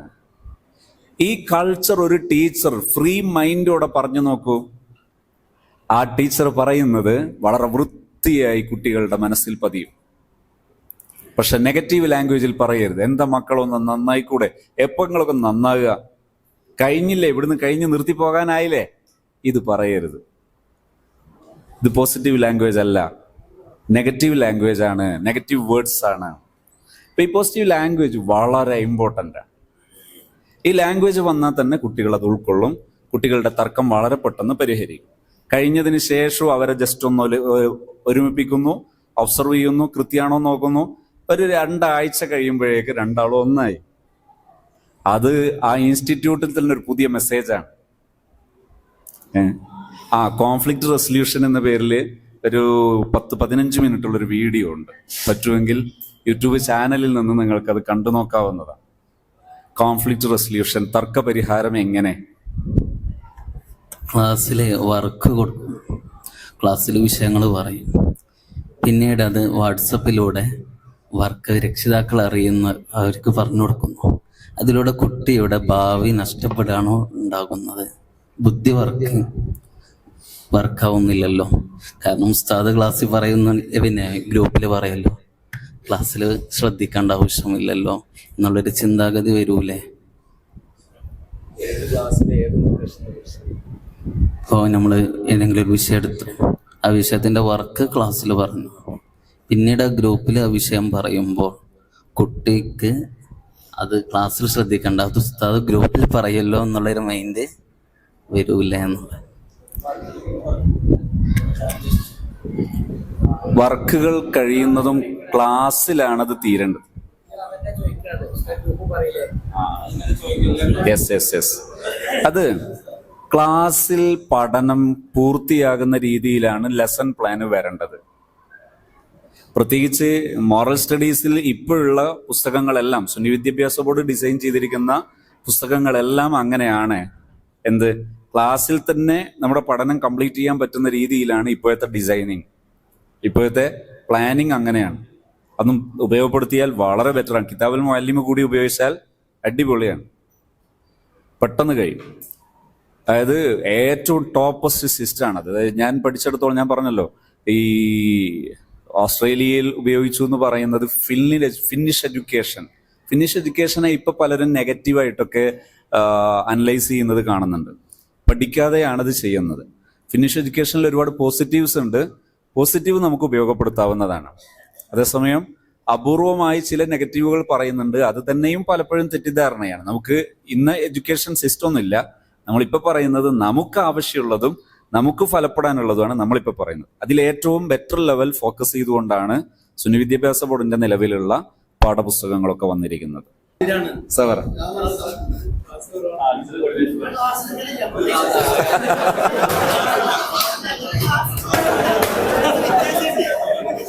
ഇങ്ങനെ പറഞ്ഞാലേ നമ്മുടെ കുട്ടി അതിന് പറയാൻ സമയം കൊടുക്കല്ലേ. നമ്മുടെ കുട്ടി നമ്മുടെ ക്ലാസ് ഇല്ലാത്തതിന്റെ കുട്ടിക്ക് പഠിക്കാൻ കഴിയൂല എന്നുള്ള അവസ്ഥയിൽ നമ്മൾ ആലോചിക്കണം. കാരണം നമ്മളില്ലെങ്കിലും കുട്ടിക്ക് പഠിക്കാൻ കഴിയും, ഇതൊരു ഓപ്ഷനാണ്. പക്ഷെ നമ്മളെ കൊണ്ട് കുട്ടിക്ക് പഠിക്കാൻ കഴിയുള്ളൂ എന്നുള്ള അവസ്ഥയിലേക്ക് കുട്ടികൾ എത്തിക്കാനുള്ള അധ്യാപകന്റെ കഴിവാണ്. ഈ ഉസ്താദ്, എന്റെ ഉസ്താദ് അല്ലെങ്കിൽ എന്റെ ടീച്ചർ ക്ലാസ്സിൽ പറയുന്നതായിരിക്കും ഏറ്റവും ബെസ്റ്റ് എന്നുള്ള ഒന്നിലേക്ക് ഒരു കുട്ടിയുടെ മനസ്സിനെ മാറ്റുക എന്നുള്ളത് ഒരു ഉസ്താദിന്റെ കഴിവാണ്. അപ്പൊ എന്റെ കുട്ടി എന്റെ ക്ലാസ്സിൽ ഇന്നില്ലെങ്കിൽ പോലും, എന്റെ 40 മിനിറ്റിൽ ഈ കുട്ടി ഇല്ലെങ്കിൽ പോലും എന്തായിരുന്നു ക്ലാസ്സിൽ എടുത്തത് എന്ന് ചോദിക്കാനുള്ള ഒരു മൈൻഡിലേക്ക് കുട്ടികളെ എത്തിക്കാനുള്ള അധ്യാപകന്റെ കഴിവാണ്. ഇനി 2 ദിവസം കഴിഞ്ഞിട്ടാണ് ഈ വർക്ക് ക്ലാസ്സിലേക്ക് കൊണ്ടുവരേണ്ടത് എന്നുണ്ടെങ്കിൽ ഇത് നേരത്തെ നമ്മൾ ക്ലാസ്സിൽ കൊടുക്കേണ്ട ഒരു റിസൾട്ടാണ്. എന്ന് പറഞ്ഞാല് എന്റെ ക്ലാസ്സിൽ നിങ്ങളുണ്ടോ ഇല്ലേ എന്നുള്ളതിനേക്കാൾ അപ്പുറത്ത് എന്റെ വർക്ക് നിങ്ങളിൽ ഉണ്ടാവണം. അപ്പൊ ഈ കുട്ടി എന്ത് ചെയ്യും? ഒന്നിരിക്കും നമ്മോട് തന്നെ ചോദിക്കും. അതല്ല എങ്കിൽ ഈ കുട്ടി മറ്റു കുട്ടികളോട് ചോദിച്ചിട്ടെങ്കിലും ആ വിഷയം പഠിക്കൂ എന്നുള്ളതാണ് എന്റെ അനുഭവം. കാരണം എന്റെ ക്ലാസ്സിൽ കുട്ടികൾ ഇല്ലാത്തുണ്ടായിട്ടുണ്ട്, ഒരുപാട് ഉണ്ടാകാറുണ്ട്. ഞാൻ ഇവരെ പക്ഷം നിന്ന് ഒരു ചോദ്യം കൂടി ചോദിക്കട്ടെ. ഇവരെ പക്ഷം നിന്നുകൊണ്ട്, അതായത് ഇവരെ ക്ലാസ്സിൽ ഇല്ലാത്ത പുറത്തു പോയ ഒരു കുട്ടിയെ ഈ രീതിയിൽ ആകർഷിപ്പിക്കാൻ എന്താ ചെയ്യാൻ പറ്റുമെന്ന് എന്തെങ്കിലും അഭിപ്രായം അതിന് പറയാൻ പറ്റുമോ? എന്ന് പറഞ്ഞാല് കുട്ടികൾ വ്യത്യസ്തരാണ്. കാരണം കുട്ടികൾക്ക് ഒരുപാട് കഴിവുകൾ, ഇങ്ങനെ ഇഷ്ടമല്ല ഇങ്ങനെ കുട്ടികൾക്ക് ഒരുപാട് കഴിവുകൾ ആർജിക്കേണ്ടതുണ്ട്. 8, 9, 20 മുതൽ 4 മണി വരെ അല്ലെങ്കിൽ 3:50 വരെയാണ് സ്കൂൾ ടൈം. ഇതിന്റെ അകത്ത് നടക്കേണ്ട ഒരുപാട് കാര്യമുണ്ട്. ഇതിന്റെ അകത്ത് ഞാൻ ഒരാൾ മാത്രമല്ല. അപ്പോൾ അവിടെ സ്കേറ്റിംഗ് ചിലപ്പോൾ നടക്കേണ്ടി വരും. അവിടെ ഏതെങ്കിലും ഇപ്പോൾ നവംബർ 1 കേരള പിറവി ദിവസം ഓട്ടോമാറ്റിക്കലി ഇന്ന് SS ക്ലബിന്റെ കീഴിൽ ഒരു ക്വിസ് നടക്കേണ്ടി വരും. അത് എന്റെ പീരീഡേ കൊണ്ടുപോകാൻ പാടില്ല എന്ന് ഒരിക്കലും ഉസ്താദ് ചാട്ടി പിടിക്കാൻ കഴിയില്ല. ഞാൻ മനസ്സിലാക്കേണ്ടത്, ഇപ്പൊ എന്റെ അനുഭവം പറയുകയാണെങ്കിൽ, എന്റെ അനുഭവത്തിൽ എനിക്ക് പറയാൻ കഴിയുള്ളല്ലോ, ഒരു ഒക്ടോബർ 31 അന്ന് ഓട്ടോമാറ്റിക്കലി പിറ്റേഴ്സ് നവംബർ 1 നമ്മൾ ക്ലാസ്സിൽ എന്ത് ചെയ്യണം? നാളെ നവംബർ 1 അപ്പോൾ ഇതിന് ക്വിസിൽ പ്രിപ്പയർ ചെയ്യുന്ന കുട്ടികളുണ്ടെങ്കിൽ അവർക്ക് 4-5 ക്വസ്റ്റ്യൻ നമ്മുടെ ഭാഗം കൊടുക്കണം. എന്നിട്ട് ഈ കുട്ടി ഒരു വർഷം അപ്പോൾ നമ്മുടെ ക്ലാസ്സിൽ ഈ കുട്ടി ഇല്ല കേട്ടോ. ഉസ്താദിന്റെ ചോദ്യം എവിടെയാണ്? നമ്മുടെ ക്ലാസ്സിൽ ഈ കുട്ടി ഇല്ല. അപ്പൊ നമുക്ക് അറിയാൻ കഴിയണം ഈ കുട്ടിയാണ് നാളെ ഇന്ന മത്സരത്തിന് പോകുന്നത്. നമ്മുടെ ക്ലാസ്സിൽ നിന്ന് എന്തിനൊക്കെ മത്സരത്തിന് പോകുന്നുണ്ട് ഈ വിവരം നമ്മുടെ കയ്യിൽ ഉണ്ടാവൂല. എന്റെ ക്ലാസ്സിലുള്ള കുട്ടികളിൽ എത്ര കുട്ടികൾ SPCയിലുണ്ട് ഈ വിവരം നമ്മുടെ കയ്യിലില്ല. ഈ വിവരം ഓൾറെഡി ഉസ്താദിന്റെ കയ്യിൽ വേണം. എന്നിട്ട് ഇന്ന് എന്റെ ക്ലാസ്സിൽ ഈ കുട്ടി ഉണ്ടായിരുന്നോ ഇല്ലേ എന്നുള്ള വിവരം നമ്മുടെ കയ്യിലുണ്ടാവണം. ശേഷം നമുക്ക് ഈ കുട്ടിയോട് പറയാൻ കഴിയും, വൈകുന്നേരം ഈ കുട്ടിയെ കാണില്ല, ഞാൻ ഇന്ന് ഇന്ന ചാപ്റ്റർ എടുത്തിരുന്നു കേട്ടോ, മോൻ എന്ത് ചെയ്യണം? ആരുടെയും ചോദിച്ച് മനസ്സിലാക്കണം. അതല്ല ഡൗട്ട് ക്ലിയർ ആണെന്നില്ലെങ്കിൽ എന്നോട് ചോദിക്കാം, വാട്സപ്പ് നിങ്ങൾക്ക് ഉപയോഗപ്പെടുത്താം, നിങ്ങൾക്ക് വിളിക്കാം. ഈ എല്ലാ ഓപ്ഷനും നമ്മൾ കാരണം ക്ലാസ് ഇല്ലാത്ത കുട്ടിക്ക് ഇനി ഇത് ഓപ്ഷൻ ഉള്ളൂ. നിങ്ങൾക്ക് നാളെ എന്നോടൊന്ന് ചോദിക്കണം, അല്ലെങ്കിൽ എന്നെ വേറെ പേഴ്സണൽ ബന്ധപ്പെടണം. ഈ ഓപ്ഷനും കൂടി സ്വീകരിച്ചതിന് ശേഷമാണ് നമ്മുടെ ഈ ചോദ്യമെങ്കിൽ അതിന് വേറെ മറുപടി പറയും. അവസാനം എന്റെ ഉസ്താദിന്റെ ക്ലാസ്സിൽ ഞാൻ പങ്കെടുക്കണം എന്നൊരു കുട്ടിക്കുള്ള ഒരു തോന്നലുണ്ടാവുക എന്നുള്ളതാണ് ഫസ്റ്റ് ഓപ്ഷൻ. ഇവിടെ ഇനി ഞാൻ അതിന്റെ ഇടനിലക്കാരനായി പറയാം. ഇപ്പൊ ഇന്ന് ഞാൻ അവതരിപ്പിച്ചൊരു മെത്തേഡില്ലേ, അഥവാ നാം കുട്ടികളോട് അറ്റാച്ച് ചെയ്യുന്ന ഈ അറ്റാച്ചിങ് രീതി 1, 2 അഥവാ PR എന്ന് ചുരുക്കി പറയാം. 2 ശ്രദ്ധിക്കണേ. രണ്ടാമത്തത് നമ്മുടെ IDRൽ ഒരു കുട്ടി പുറത്തു പോകുന്ന ദിവസം ആ കുട്ടിയുടെ പേജിൽ 3-4 കുട്ടികൾ പുറത്തു പോകുന്നു, അവരുടെ പേജിൽ ആ പുറത്തുപോയ സമയം അതവിടെ നോട്ട് ചെയ്യുന്നു. ഇത് നോട്ട് ചെയ്തതിന് ശേഷം അത് നമ്മുടെ പരിധിയുടെ പുറത്തേക്ക് പോകുന്നു എന്ന് തോന്നുമ്പോൾ, അഥവാ 1, 2, 3 ക്ലാസ്സൊക്കെ അങ്ങനെ വരുമ്പോൾ നമ്മുടെ HODയെ അതുപോലെ ആവശ്യമുണ്ടെങ്കിൽ സുപ്രീം അതോറിറ്റിയെ നമ്മൾ നോട്ട് ചെയ്യുന്നു, ഇൻഫോം ചെയ്യുന്നു. ഇൻഫോം ചെയ്തതിന് ശേഷം ഇൻഫോം ചെയ്യുമ്പോൾ ശ്രദ്ധിക്കേണ്ടത്, നമ്മൾ എഡ്യൂക്കേഷണൽ പ്രോസസ്സൊക്കെ ചെയ്യുമ്പോൾ അതിൻ്റെ സ്റ്റാൻഡേർഡ് രൂപം എന്താ അറിയോ? റിട്ടേൺ മാറ്റർ അഥവാ എഴുത്ത് ആണ് പോകേണ്ടത്. ഈ എഴുത്ത് എന്ത് ചെയ്യണം? നമ്മുടെ അടുത്ത് കോപ്പി ഉണ്ടാകണം, മേലെ അത് പോകണം. ഇങ്ങനെയാണ് കമ്മ്യൂണിക്കേറ്റ് ചെയ്ത് ശീലിക്കേണ്ടത്. ഇനി ഞാൻ സൊല്യൂഷൻ ഇവിടെ ഒന്നുമല്ല പറയാൻ പോകുന്നത്. ഇത് എന്തിനാണ്? ഒരു ഉസ്താദിന് തൻ്റെ ക്ലാസ്സിലെ ഗ്രാഫ് കൃത്യമായി രേഖാമൂലം എപ്പോഴും പറയാൻ കഴിയണം. ഏത് കുട്ടി ഏത് സ്റ്റാൻഡിൽ നിൽക്കുന്നു, ഏത് ഗ്രാഫിൽ നിൽക്കുന്നു, ഏത് ഗ്രാഫിലൂടെയാണ് സഞ്ചരിക്കുന്നത്, ഏതൊക്കെ റീസണുകളാണ് എൻ്റെ കുട്ടിയെ ബാധിച്ചിരിക്കുന്നത് എന്ന് കൃത്യമായി നമുക്ക് പറയാൻ കഴിയും. അതിനു കൂടിയാണ് IDR. IDR എന്ന് പറയുന്നത് മൾട്ടിപ്പിൾ ഫേസ്ഡ് ആയിട്ടുള്ള ടൂളാണ്. ഒരുപാട് വിധത്തിൽ ഉപയോഗിക്കപ്പെടുന്ന ടൂളാണ് IDR. IDR കറക്റ്റോടെ ഉപയോഗിക്കാൻ ചെറിയ സമയം ആവശ്യം വരുള്ളൂ. അന്ന് ഏതായാലും ഇത്രയും കുട്ടികൾ പോയ സമയം ആ കുട്ടികളുടെ എല്ലാം പേജിൽ ഇന്ന സമയം ഇന്നത്, അത് ജസ്റ്റ് നോട്ടഡ് അത്രയും കുട്ടികളുടെ പേജിൽ. അപ്പോൾ വിത്തിൻ സെക്കൻഡ്സ് അത് പൂർത്തിയാക്കി നമ്മൾ നമ്മുടെ ഇത് കംപ്ലീറ്റ് ചെയ്യുക. ഈ കുട്ടികളെ ക്ലാസ് കഴിഞ്ഞ് വന്നതിന് ശേഷം നാം നേരത്തെ ഉസ്താദ് പറഞ്ഞതുപോലെ ചെയ്യാൻ പറ്റുന്ന ജസ്റ്റ് സൊല്യൂഷൻ ഈ തവണ നമുക്ക് ഈ ഒരു സമയത്ത് ചെയ്യാം. ഇനിയും മെത്തഡോളജികൾ ഉണ്ട് നമുക്ക്. പക്ഷേ എനിക്കൊരു 2 മാസമെങ്കിലും എൻ്റെ മെത്തേഡ് ഉപയോഗിച്ച് അതിൽ എത്ര ശതമാനം പേരാണ് ഇൻവോൾവ് ആകുന്നതെന്ന് മനസ്സിലായാലാണ് എനിക്ക് അടുത്ത റൂട്ട് ചെയ്യാൻ പറ്റുക. അതായത് എത്ര % ആണ് സ്റ്റാഫ് ഇതിൽ ഇൻവോൾവ് ആകാൻ സന്നദ്ധമാകുന്നത്. അതിന് ഇൻഡെക്സ് കൊണ്ടുവരും ഞാൻ. ആ ഇൻഡെക്സ് കൊണ്ടുവന്നിട്ട് അതിന് സന്നദ്ധമാകുന്ന ടീമാണോ, നിങ്ങൾക്ക് ഒരു കുറവും ഇല്ലാതെ ഈ പോയ കുട്ടികൾക്ക് പരിഹാരം കാണാൻ സംവിധാനം ഇൻഷാ അല്ലാഹ് ഞാൻ കാണിച്ചത്. ഞാൻ പറഞ്ഞത് കൃത്യമല്ല. അപ്പോൾ 1-ാം ഘട്ടം ഉസ്താദുമാർ എവിടെയും കുടുങ്ങുന്നില്ല. എവിടെയും രേഖകളുണ്ട്, പോയതിന് രേഖകളുണ്ട്, വന്നതിന് രേഖകളുണ്ട്, ദിവസവും സമയവും എല്ലാം ഇതിലുണ്ട്. അത് എഴുതാനും അത്രേ സമയം വേണ്ടതുള്ളൂ. കുറഞ്ഞ സമയം കൊണ്ട് അത് രേഖപ്പെടുത്തി വെക്കാൻ പറ്റും. പക്ഷേ ഈ IDR എപ്പോഴും കൂടെ കാണണം. അതൊരു മാസമാകുമ്പോൾ, മിനിമം ഒരു മാസമാകുമ്പോൾ കൺസോൾട്ടേറ്റ് ചെയ്യണം. കൺസോൾട്ടേറ്റ് ചെയ്യാന്ന് പറഞ്ഞാൽ അത് മൊത്തം നോക്കിയിട്ട് അതിൻ്റെ ഒരു മൊത്തം വിവരം ഒരു റിപ്പോർട്ടാക്കിയിട്ട് ഒരു മണിക്കൂറൊക്കെ ആവശ്യമുള്ളൂ ഒരു മാസത്തിൽ. ദിവസം ഒരു 5 മിനിറ്റേ ആവശ്യം വരുള്ളൂ. എല്ലാ ദിവസവും IDR ജസ്റ്റ് നമ്മൾ ടച്ച് ചെയ്യണം. 5 മിനിറ്റ് നേരത്തെ ടെസ്റ്റ് ചെയ്യാം. ഞാൻ നേരത്തെ അത് പറഞ്ഞപ്പോൾ ഏകദേശം ധാരണയല്ലേ, എല്ലാ കുട്ടികളും ചെയ്യാം അല്ലേ? ഇപ്പം ഈ റൂട്ടിലാണ് പോകുന്നതെങ്കിൽ ഇനിയും ടെക്നോളജികൾ വികസിച്ച കാലമായതുകൊണ്ട് നിരവധി സാധ്യതകളുണ്ട്. ഞാനിപ്പോൾ ഈ അവതരിപ്പിക്കുന്നത് കുറച്ചുകൂടി അപ്ഡേറ്റഡ് ആണ്. ഞാൻ നേരത്തെ സൂചിപ്പിച്ചത് വാക്കാണ് ഗ്ലോബലി വാല്യൂഡ് ആയിട്ടുള്ളൊരു സിസ്റ്റം എന്നത്. അക്ഷരാർത്ഥത്തിൽ അതാണ്. നിങ്ങൾക്ക് ഞാനിപ്പോൾ ഈ പറയുന്നതിനോട് ഒരുപാട് വിമർശനാത്മകമായി ഉന്നയിക്കാനുള്ള ചോദ്യങ്ങളുള്ള ഒരു സാധനമാണ് ഞാൻ അവതരിപ്പിക്കുന്നത്. അതുകൊണ്ട് തന്നെ എൻ്റെ കൂടെ ടീം വരുന്നത് അതുകൊണ്ടാണ്. നിങ്ങൾക്കൊരു ഫോം തരും. ഈ ഫോമിൽ ഇത്തരം വിഷയങ്ങളിൽ ഒരു ഹെൽപ്പ് ആവശ്യമുണ്ട് എന്നുള്ളവര്, അതായത് നമ്മളിപ്പോൾ പറയുന്ന പലതും പ്രത്യേക സാങ്കേതിക സംജ്ഞകളാണ്, ചില മുസ്തലഹാത്തുകളാണ്. അപ്പൊ ഈ സാങ്കേതികത്വങ്ങൾ ചിലപ്പോൾ IDR എന്ന് പറഞ്ഞു, പിന്നെ DRS പറഞ്ഞു, PR പറഞ്ഞു, ഇങ്ങനെ ഒരു സാങ്കേതിക പ്രയോഗങ്ങളിലൂടെയാണ് ട്രെയിനിങ് സിസ്റ്റം ലീഡ് ചെയ്യാൻ പറ്റുക.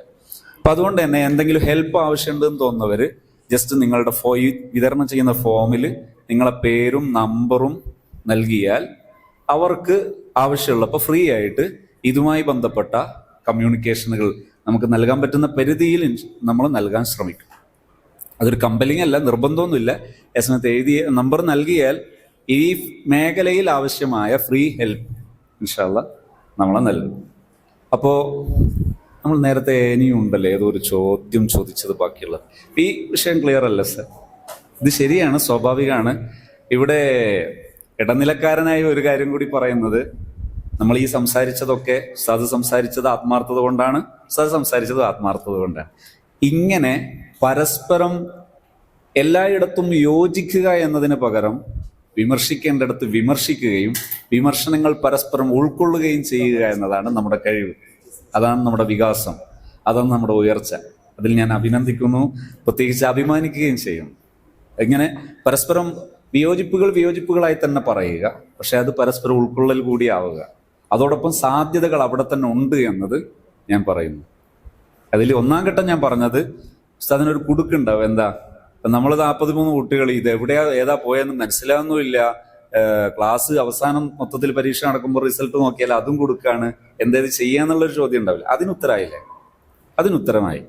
ഇനി ഞാൻ നേരത്തെ തുടക്കം മുതലേ സൂചിപ്പിച്ച ടീച്ചേഴ്സ് സ്റ്റുഡൻറ് റിലേഷൻ, അത് നന്നായി ഭംഗിയാക്കുകയും അതിൽ DRS ഉപയോഗിക്കാനും നമ്മൾ സന്നദ്ധമാണെങ്കിൽ വളരെ ചുരുങ്ങിയൊരു സമയം കൊണ്ട്, ഒരു 1-1.5 മാസമാകുമ്പോഴേക്ക്, അഥവാ ഒരു 2 മാസത്തെ സെഷൻ ആകുമ്പോഴേക്ക് നമുക്ക് എന്ത് ചെയ്യാം, ഈ പറഞ്ഞ വിഷയങ്ങൾക്ക് പരിഹാരം വളരെ ഭംഗിയായിട്ട് നമുക്ക് ചെയ്യാം. അതിന് അതോറിറ്റിയുടെ കൂടെ ഒരു സപ്പോർട്ട് വേണം, അഥവാ ചില ടെക്നിക്കലായുള്ള അറേഞ്ച്മെന്റ്സ് അതിന് വേണം. അതുകൊണ്ടാണ് ഞാൻ അങ്ങനെ പറഞ്ഞത്. അതാവുമ്പോൾ ചെറിയ പണിയേ ഉള്ളൂ, കുറഞ്ഞ പണി കൊണ്ട് നമുക്ക് അത്തരം വിഷയങ്ങൾ എളുപ്പം സാധിക്കാം. ഞാൻ അത് ഇപ്പൊ പറഞ്ഞാൽ വേറെ കുറച്ച് സ്റ്റാൻഡേർഡ് അല്ല എന്ന് തോന്നുകയും ചെയ്യും. ഇപ്പോൾ ഉദാഹരണത്തിന് ഞാൻ തുടക്കത്തിൽ പറയാത്ത ചില കാര്യങ്ങൾ ചില അറ്റാച്ച്മെന്റ് വന്നതിന് ശേഷം പറഞ്ഞതുണ്ട്. അത് തുടക്കത്തിലേ പറഞ്ഞിരുന്നെങ്കിൽ അത് നെഗറ്റീവ് ആവും. അതുപോലെയാണ് ഇപ്പം ഞാൻ പറഞ്ഞാൽ നെഗറ്റീവ് ആകാൻ ചില സാധ്യതകൾ കാര്യങ്ങൾ ബോധ്യപ്പെട്ടതിന് ശേഷം പറയുമ്പോൾ അത് വലിയ പോസിറ്റീവ് ആകും. ഇപ്പം ഞാൻ നേരത്തെ തുടക്കത്തിൽ പള്ളിയിൽ പോകുന്നതിനെ കുറിച്ച് പറയുമ്പോൾ ഞാൻ നിങ്ങളെല്ലാവരും ക്ലാസ്സിൽ ഇങ്ങനെ പറഞ്ഞാൽ മതി എന്ന് പറഞ്ഞാൽ ചിലപ്പോൾ നിങ്ങൾക്കത് ഉൾക്കൊള്ളാനേ പറ്റിക്കൊള്ളണം എന്നില്ല. പക്ഷേ നിങ്ങളുടെ ഇൻറ്ററാക്ഷൻ്റെ ഒരു ഘട്ടം കഴിഞ്ഞതിന് ശേഷമാണ് ഞാൻ അതിനെ അഡ്രസ്സ് ചെയ്തത്. ഞാൻ മനസ്സിലാക്കുന്നത് നിങ്ങൾക്കത് കൺവിൻസ്ഡ് ആണ്, നിങ്ങൾക്കത് ധാരണയായിട്ടുണ്ട് എന്നാണ് എൻ്റെ പ്രതീക്ഷ. അല്ലേ? പള്ളിയിൽ പോകുന്നതിനെ കുറിച്ച് പറഞ്ഞപ്പോൾ ഒരു നിലവിലുള്ള പഴയകാല വിദ്യാർത്ഥികളിൽ നിന്ന് പുതിയ കാലത്തുള്ള വിദ്യാർത്ഥികൾ ഈ അദബ്, അച്ചടക്കം, റെസ്പെക്ട്, ഈ സാധനമൊക്കെ വിട്ടു നിൽക്കുന്നുണ്ട് എന്നൊരു സംഗതി ഇങ്ങനെ ഒരു ചർച്ചയിൽ വരാറുണ്ട്.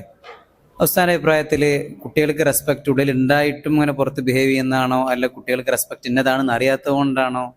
ഇപ്പോൾ പണ്ടൊക്കെ ഉസ്താദ്മാരെ കാണുമ്പോൾ ടീച്ചേഴ്സിനെ കാണുമ്പോൾ എഴുന്നേൽക്കുന്നൊരു സ്വഭാവം, പിന്നെ ഇരിക്കുന്നിടത്ത് പിന്നെ മാറിയിരിക്കുന്ന സ്വഭാവം, പിന്നെ ഹെൽപ്പ് ചെയ്യുന്നൊരു മെന്റാലിറ്റി, ഈ സംഗതി കുട്ടികൾ പാടെ മാറി നിന്നുകൊണ്ടിരിക്കുകയാണ്. ഇതിന്റെ കാരണം എന്തായിരിക്കും? അത്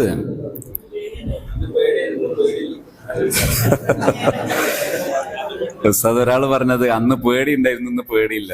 ഞാൻ അതിനോട് വിയോജിക്കുന്നു.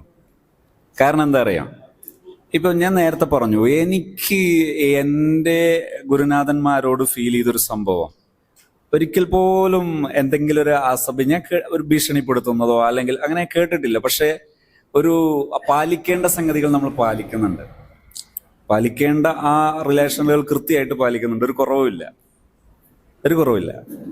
പക്ഷേ നമ്മൾ ചെയ്യേണ്ടത് എങ്ങനെയൊക്കെയാണ് മര്യാദകൾ കാണിക്കേണ്ടത് എന്ന് വ്യക്തമായി നമ്മൾ തന്നെയാണ് പറയേണ്ടത്.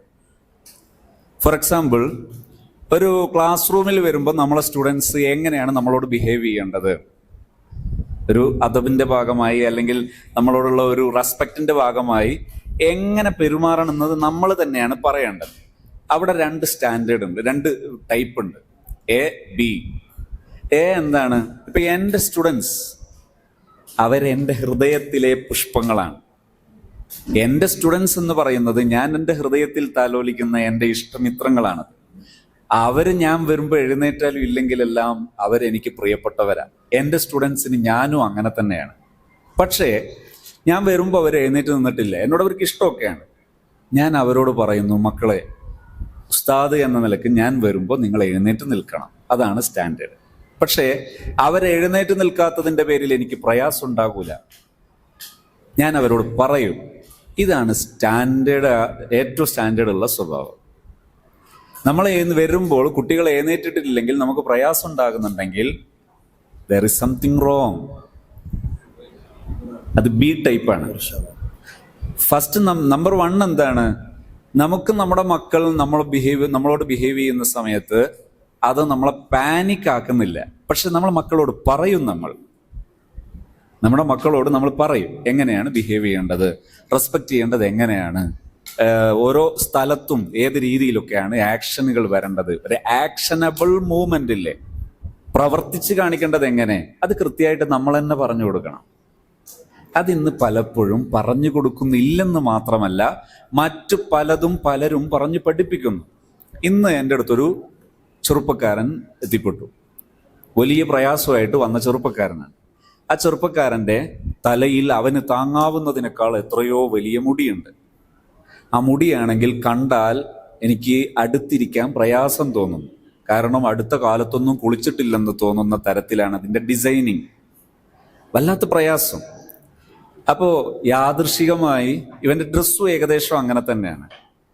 ഞാൻ ഈ മോനോട് മനസ്സിലാക്കാൻ വേണ്ടി സംസാരിച്ചു, മോനെ, ഈ ഡ്രസ്സിങ്ങിൻ്റെയും ഇതിൻ്റെയും ഒക്കെ നിന്റെ കാഴ്ചപ്പാട് എന്താണ് നിന്റെ ഒരു, അതുപോലെ അവൻ അനുഭവിക്കുന്ന വലിയൊരു പ്രയാസം അതും കൂടി മനസ്സിലാക്കണം. ആ പ്രയാസത്തെക്കുറിച്ച് സംസാരിച്ചപ്പോൾ അവൻ 3 times സൂയിസൈഡ് അറ്റംപ്റ്റിന് വിധേയനായ കുട്ടി കൂടിയാണ്. 3 തവണ അവൻ തൂങ്ങിയിട്ടുണ്ട്. അതിലൊരു തവണ ഭാഗ്യത്തിന് പിതാവ് കയററുത്ത് കൊണ്ടുവന്നതാണ്. അപ്പൊ ഈ കുട്ടി അനുഭവിക്കുന്ന പ്രയാസം എന്താ അറിയോ? അവൻ പറഞ്ഞു, ഇന്നത്തെ കാലത്തെ എൻ്റെ സമകാലികരും എന്നെ പോലെയുള്ളവരൊക്കെ നരകത്തിലാണ്. ഞാൻ ചോദിച്ചു, എന്തുകൊണ്ട്? തിന്മ മാത്രമാണ് ചെയ്യുന്നത്. ശ്രദ്ധിക്കണം, അവന്റെ വാക്കുകളാണ് ഞാൻ ഉദ്ധരിക്കുന്നത്. തിന്മ മാത്രമാണ് ചെയ്യുന്നത്. അപ്പൊ ഞാൻ ചോദിച്ചു, അല്ല നീ പിന്നെ ഇതന്നെ ചെയ്യണോന്ന് നിർബന്ധിതരാകുന്നത്? അപ്പൊ എന്നോട് അവൻ പറഞ്ഞത്, തൻ്റെ ഇടം ഉണ്ടാകണമെങ്കിൽ അങ്ങനെ ചെയ്യണം. അപ്പൊ ഞാൻ ചോദിച്ചു, തൻ്റെ ഇടം ഉണ്ടാകാൻ എന്തൊക്കെയാ വേണ്ടത്? അപ്പൊ അവൻ എന്നോട് പറഞ്ഞ വാക്കെന്താ അറിയോ? ഒരു ബൈക്ക് വേണം. തൻ്റെ ഇടം ഉണ്ടാകാൻ ഒരു ബൈക്ക് വേണം. തൻ്റെ ഇടം ഉണ്ടാകാൻ രണ്ടാമത് വേണ്ടത് കുറേ ഫ്രണ്ട്സ് വേണം. അപ്പൊ ഞാൻ ചോദിച്ചു, എന്തിനാ ഫ്രണ്ട്സ്? വല്ലയിടത്തും ആവശ്യമായാൽ തല്ലി തകർക്കാൻ. ഞാൻ അവൻ്റെത് എടുത്തുദ്ധരിക്കുകയാണ്. അപ്പൊ മൂന്നാമത് ഞാൻ ചോദിച്ചു, ഇനി എന്താ തൻ്റെ ഇടം ഉണ്ടാകാൻ വേണ്ടത്? അവൻ പറഞ്ഞു, ക്യാഷ് വേണം കുറെ. ഞാൻ കുറെ സമയം ആലോചിച്ചു. ഇത് ഇവനെ മറ്റു ചിലർ പഠിപ്പിക്കുന്നുണ്ട്. പകരം തൻ്റെ ഇടം എന്താണ് എന്ന് അവനെ മറ്റൊരാൾ പഠിപ്പിക്കുന്നുമില്ല. ഇവിടെയാണ് പ്രശ്നം. ഇനി അഥവാ ഒരാൾ പറയുന്നുണ്ടെങ്കിലോ, അവരുപയോഗിക്കുന്ന പദപ്രയോഗം ഷുഡിന്റെ ടൈപ്പാണ്. ഐസ്ക്രീം കഴിക്കും, ഇപ്പൊ എല്ലാവരും വേണ്ടെന്ന് പറഞ്ഞ പോലെ അതവർക്ക് വേണ്ടാതായി മാറുന്നു. ഇവിടെയാണ് പ്രശ്നം. ഇവിടെയാണ് പ്രശ്നം. ഈ ഷുഡ് പാറ്റേണിലുള്ള കമ്മ്യൂണിക്കേഷൻ സ്റ്റൈലാണ് പ്രശ്നം സൃഷ്ടിക്കുന്നത്. നാം വുഡ് ടൈപ്പിലേക്ക് മാറിയാൽ മാറാൻ എല്ലാവരും സന്നദ്ധമാണ്. ഇവിടെ നമ്മുടെ മക്കളോട് അദബിനെ കുറിച്ച് പറയുമ്പോൾ ഇതന്നെയാണ് വിഷയം. അദബ് എന്താണ്, എങ്ങനെയാണ് എന്നാര് പറയണം? PR ഉള്ള അധ്യാപകൻ പറയണം. അതുപോലെ പോസിറ്റീവ് ലാംഗ്വേജിൽ പറയണം. അധ്യാപകന്റെ ടൈപ്പ് A ടൈപ്പാണ്. ഏത് വിഷയത്തിൽ? ഈ അദബിനെ, ഈ റെസ്പെക്റ്റിനെ അഡ്രസ് ചെയ്യുന്ന വിഷയത്തിൽ അധ്യാപകൻ A ടൈപ്പിലാണ്. അങ്ങനെയാകുമ്പോൾ പ്രശ്നമില്ല, വളരെ ബ്യൂട്ടിഫുൾ ആയിട്ട് കഴിയും. ഞാൻ ഒരു സംഭവം കൂടെ എളുപ്പത്തിന് പറയാൻ തോന്നുന്നു. ഈ കുറച്ചടുത്ത് കണ്ണൂർ ജില്ലയിലെ ഒരു രക്ഷിതാവ് വളരെ വിഷമിച്ച് വലിയൊരു കേസിൽ മകൻ അകപ്പെട്ടിട്ടാണ് വരുന്നത്. ഹയർ സെക്കൻഡറി വിദ്യാർത്ഥിയാണ്. അപ്പോ ഇയാളിങ്ങനെ കൊണ്ടുവന്ന് ഇവന്റെ കുറേ കേസുകൾ പറഞ്ഞു. കളവ് കേസ്, അതുപോലെ ലഹരി കേസ്, ഇങ്ങനെ കുറേ കേസുകൾ കേട്ടതിന് ശേഷം ഞാൻ ഈ രക്ഷിതാവിനോട് എന്താ പറഞ്ഞെന്നറിയോ? നിങ്ങൾ നിങ്ങളുടെ മകനോട് ചെയ്യേണ്ടത് 1 ക്വാളിറ്റി ടൈം, 2 PR എന്ന് പറഞ്ഞിട്ടില്ല, ക്വാളിറ്റി ടൈം എന്ന് പറഞ്ഞിട്ടില്ല. പക്ഷെ അതെങ്ങനെ ചെയ്യണമെന്ന് മാത്രം പറഞ്ഞു. ഇവിടുന്ന് അങ്ങോട്ട് ഒരു തവണ പോലും നിങ്ങൾ പഠിക്കൂ എന്ന് പറയരുത്, ഇന്നത് ചെയ്യരുത് എന്ന് പറയരുത്. ശ്രദ്ധിക്കണം, കളവ് കേസിലാണ് പല സ്ഥലത്ത് നിന്നും പല സാധനം എടുത്തിട്ടുണ്ട്. സ്വന്തം വീട്ടിൽ നിന്ന് തന്നെ തേങ്ങ എടുത്തു കൊണ്ടുപോയി വിറ്റിട്ട് സാധനങ്ങൾ വാങ്ങിയിട്ട്. അത്ര പോലും ഈ രീതിയിൽ എത്തിയ ഒരു കുട്ടിയോട് ഞാൻ പറഞ്ഞു, ആദ്യം നിങ്ങൾ ഇത്രയും കാര്യം കൃത്യമായി ചെയ്യൂ. ഇത് ചെയ്യുമ്പോൾ എൻ്റെ ഐഡിയോളജിയിലെ തിയറി എന്താ അറിയോ? Contact then contract. നമ്മൾ പലപ്പോഴും നമ്മുടെ മക്കളോട് അങ്ങനെ ചെയ്യണം, ഇങ്ങനെ ചെയ്യണമെന്ന് പറയുന്നു, മക്കൾ ചെയ്യുന്നില്ല. അങ്ങനെ ചെയ്യരുത് എന്ന് പറയുന്നു, അത് ചെയ്യുന്നു. എന്തേ കാരണം? നമ്മളും മക്കളും തമ്മിൽ കോണ്ടാക്ട് ഇല്ല. കമ്മ്യൂണിക്കേഷനിൽ ശ്രദ്ധിക്കേണ്ടത് കോണ്ടാക്ട് ദെൻ കോൺട്രാക്ട്. നിങ്ങൾക്കൊരു കുട്ടിയോട് ഇങ്ങനെ ചെയ്യണമെന്ന് പറയാൻ അർഹത വേണമെങ്കിൽ, ചെയ്യരുതെന്ന് പറയാൻ അർഹത വേണമെങ്കിൽ ആദ്യം നിങ്ങൾ തമ്മിലൊരു ബന്ധം വേണ്ടേ? നിങ്ങളുടെ മക്കളുടെ മനസ്സിൽ നിങ്ങളുണ്ടോ? ഉമ്മ, അമ്മ എന്ന രീതിയിൽ, ഉപ്പ, അച്ഛൻ എന്ന രീതിയിൽ നമ്മളുണ്ടോ? ഇല്ലെങ്കിൽ നമ്മൾ എവിടെ നിന്നാണ് അവരോട് നീ ഇങ്ങനെ ആവണം, അങ്ങനെ ആവരുത് എന്ന് പറയാൻ നമുക്ക് എവിടെയാ റൈറ്റ് ഉള്ളത്? സൈക്കോളജിക്കലി റൈറ്റ് ഇല്ല. അപ്പൊ ആദ്യം നമ്മളിൽ റൈറ്റ് സ്ഥിരപ്പെടണം. ഞാൻ അദ്ദേഹത്തോട് അത് പറയുമ്പോൾ എനിക്ക് ചെറിയൊരു ആശങ്ക ഉണ്ടായിരുന്നു, അദ്ദേഹം എത്രമാത്രം അത് ഫോളോ ചെയ്യും. ഞാൻ അദ്ദേഹത്തോട് പറഞ്ഞു, നിങ്ങളുടെ ഓരോ സിറ്റിങ്ങിനും 2000 രൂപ ഫീ ഉണ്ട്. ഈ 2000 രൂപയും ഞാൻ നിങ്ങൾക്ക് റിട്ടേൺ തരും. ഈ അച്ചീവ്മെന്റ് നിങ്ങൾ നേടിയിട്ടില്ലെങ്കിൽ ഇത്രയും രൂപ നിങ്ങൾക്ക് റിട്ടേൺ തരും. 8 സിറ്റിങ്ങിൽ, 16 സിറ്റിംഗ് ആണ്, അതിൽ 8 സിറ്റിങ്ങിൽ നിങ്ങൾ വരണം. അതിൽ വന്നിട്ട് നിങ്ങൾക്ക് അച്ചീവ്മെന്റ് ഇല്ലെങ്കിൽ ക്യാഷ് റിട്ടേൺ തരും. എന്തിനാ അങ്ങനെ പറഞ്ഞത്? ഞാനിത് പഠിച്ചെടുത്തത് കോടികൾ ചെലവഴിച്ചിട്ടാണ്. എനിക്ക് ഇത്ര ആത്മവിശ്വാസത്തോടെ ഈ രക്ഷിതാവിനോട് ഇത് പറയാൻ പറ്റുന്നത് 8 വർഷത്തോളം ഞാൻ പ്രാക്ടീസ് ചെയ്തിട്ടാണ്. 1000-ലധികം കേസുകൾ പ്രാക്ടീസ് ചെയ്തിട്ടാണ് ഞാനിത് പറയുന്നത്. ഇതൊരു രക്ഷിതാവിന് വല്ല കഥയുണ്ടോ? അപ്പൊ അദ്ദേഹത്തെ അവെയർ ചെയ്യുക, അദ്ദേഹത്തെ ബോധവൽക്കരിക്കാനുള്ള ഏക വഴിയാണ് അതിൻ്റെ വില. ഞാൻ അദ്ദേഹത്തോട് സംസാരിച്ചു. അദ്ദേഹത്തിന് ഫീസ് 1000 രൂപയെ വാങ്ങിയിട്ടുള്ളൂ. ഞാൻ മറ്റത് ബോധവൽക്കരിക്കാൻ വേണ്ടി പറഞ്ഞു. 3 ആഴ്ച കഴിഞ്ഞപ്പോൾ എൻ്റെ ഒരു പ്രഭാഷണത്തിന്റെ യൂട്യൂബ് ചാനലിൽ വന്ന വീഡിയോയുടെ അടിയിൽ ഒരു കമന്റ്, ഇദ്ദേഹത്തിന്റെ വാക്ക് കേട്ടിട്ട് എൻ്റെ മകനെ എനിക്ക് തിരിച്ചു കിട്ടി. ഞാൻ നോക്കി ഇതാരാണ്, സെർച്ച് ചെയ്ത് നോക്കുമ്പോൾ അത് ഈ രക്ഷിതാവായിരുന്നു. അദ്ദേഹം 3ഓളം വീഡിയോകളിൽ പലപ്പോഴായിട്ട് വന്നിട്ട് സെയിം കമന്റ് കൊണ്ടുവന്നിടുന്നു. എന്തായിരുന്നു കാരണം? ഈ മകൻ നന്നായി. എവിടെയാ വിഷയം? വുഡ് ടൈപ്പിൽ നിങ്ങൾ ഇത്രയേ പറയേണ്ടിയിരുന്നുള്ളൂ, പകരം ഒരുപാട് പറഞ്ഞു. തല്ലിയിട്ടുണ്ട് മോനെ. അതുപോലെ ഒരുപാട് രീതിയിൽ ആക്ട് ചെയ്തു നോക്കിയിട്ടുണ്ട്, മാറിയിട്ടില്ല. പക്ഷേ വിത്തിൻ ഫ്യൂ ഡേയ്സ് ആള് മാറി. കുറഞ്ഞ ദിവസങ്ങൾ കൊണ്ട് ആള് മാറി. ഇത്രയേ പണിയുണ്ടായിരുന്നുള്ളൂ. ഇതാണ് നമ്മൾ പറയുന്നത്. ഇത് നമ്മൾ പ്രാക്ടീസ് ചെയ്യാനാണ് നമ്മൾ പറയുന്നത്. പക്ഷേ നമ്മളെപ്പോഴും അതിൻ്റെ സ്റ്റെപ്പുകൾ ശ്രദ്ധിക്കണം. DRS, അപ്പോഴേ സ്റ്റെപ്പ് കൃത്യമാകുള്ളൂ. അപ്പോൾ നമ്മൾ ഹാപ്പി സോണിൻ്റെ ട്രെയിനിങ് പ്രോഗ്രാമിൽ ലൈഫ് എൻറിച്ച്മെൻറ്റ് ട്രെയിനിങ് ഉണ്ട്. അത് തിരൂർ സെൻറ്ററിൽ എല്ലാ തിങ്കളാഴ്ചയും വൈകിട്ട് ആരംഭിച്ചത് 5 മണി മുതൽ 9 മണി വരെയും, മലപ്പുറം ഇവിടെ കുണമ്പാറ സെൻറ്റർ ഉണ്ട്, അവിടെ എല്ലാ ചൊവ്വാഴ്ചയും വൈകുന്നേരം 5 മണി മുതൽ 9 മണി വരെയും അവിടെ നടക്കുക. റൗണ്ട് സിറ്റിങ്ങിൽ ഇതിൻ്റെ പാർട്ടിസിപ്പേറ്റ്സ് ഇരിക്കുന്നു. അവർ റൗണ്ട് സിറ്റിങ്ങിൽ ഇരുന്ന് ഓരോരുത്തർക്കും പറയാനുള്ള എനി മാറ്റേഴ്സ്, ലൈഫ് റിലേറ്റഡ് ആയിട്ടുള്ള ഏതായാലും, പക്ഷെ റിയൽ മാറ്റേഴ്സ് ആയിരിക്കണമെന്ന് മാത്രം ഷെയർ ചെയ്യുന്നു, സൊല്യൂഷൻ ചർച്ച ചെയ്യുന്നു, അതിൻ്റെ പരിഹാരം കാണുന്നു. പലപ്പോഴും കഴിയിൽ നിന്ന് വിട്ടുപോയ ജീവിതം കുറഞ്ഞ, ഞാൻ 16 ആഴ്ചയാണ് അതിൻ്റെ കണക്ക്. അഥവാ നമ്മൾ മൈൻഡും അതുപോലെ ബിഹേവിയറും മോഡിഫിക്കേഷൻ നടത്താൻ എടുക്കുന്ന ഒരു ഡ്യൂറേഷനാണത്. ശരിക്കും 10 മാസമാണ് ഞാൻ പഠിച്ച എല്ലായിടത്തും. അതേസമയം ഞാനത് ഏകദേശം 2 വർഷത്തോളം അതിൽ എക്സ്പെരിമെൻ്റ് ചെയ്തതിന് ശേഷം റീഡിസൈൻ ചെയ്തിട്ട് 4 മാസത്തെ ഒരു സെറ്റിൽമെൻറ്റ് ചെയ്തു. അതിൽ ഇതുപോലെയാണ് ചെയ്യാൻ പോകുന്നത്. റൗണ്ട് സിറ്റിംഗ് ഇരുന്ന് സംസാരിക്കും. The students, those who are using the bus number 21, are requested to come down with their bag. Listen, the students, those who are using bus number 21, please come down with their bag. Thank you. അപ്പൊ ഇതാണ് അതിന്റെ training പ്രോഗ്രാമിന്റെ രീതി. അത് ചെയ്തത് എന്തിനു വേണ്ടിയെന്നറിയോ? നമ്മുടെ education ഇൻസ്റ്റിറ്റ്യൂട്ടുകളിൽ ഇങ്ങനെ ഒരു സംഭവം കൊണ്ടുവരണമെങ്കിൽ ലൈഫാണ് എഡ്യൂക്കേഷൻ. എഡ്യൂക്കേഷൻ ഡിസൈൻ ചെയ്യുന്നത് ലൈഫിനെയാണ്. ലൈഫ് ഈ പ്രധാനപ്പെട്ട ഈ പില്ലേഴ്സ് ഫിൽമെന്റ് ചെയ്യുന്നതാണ്, ഫുൾഫിൽമെന്റ് ചെയ്യുന്നതാണ് ശരിക്കും ലൈഫ്. അതിനുവേണ്ടിയാണ് നമ്മൾ ആദ്യം അങ്ങനെ ചെയ്തത്. അവിടെ എല്ലാ മാറ്റേഴ്സും വരാം. അത് തന്നെയാണ് ശരിക്കും എഡ്യൂക്കേഷനല്ലോ. ശരിക്കും ഒരു വിദ്യാർത്ഥി 10ാം ക്ലാസ് കഴിയുമ്പോഴേക്ക് ആ വിദ്യാർത്ഥിക്ക് ലൈഫിൽ സാമ്പത്തികം നേടാനുള്ള പ്രാപ്തി വേണം, ആരോഗ്യം സ്വയം സംരക്ഷിക്കാനുള്ള പ്രാപ്തി വേണം. ആ വിദ്യാർത്ഥിക്ക് ഹാപ്പിനെസ് ലൈഫിൽ എനി ടൈം ഫീൽ ചെയ്യണം, സ്പിരിച്വാലിറ്റി ഫീൽ ചെയ്യണം. ഒരു വിദ്യാർത്ഥി ഒരു 10ാം ക്ലാസ് കഴിയുമ്പോൾ അതുണ്ടാകണം.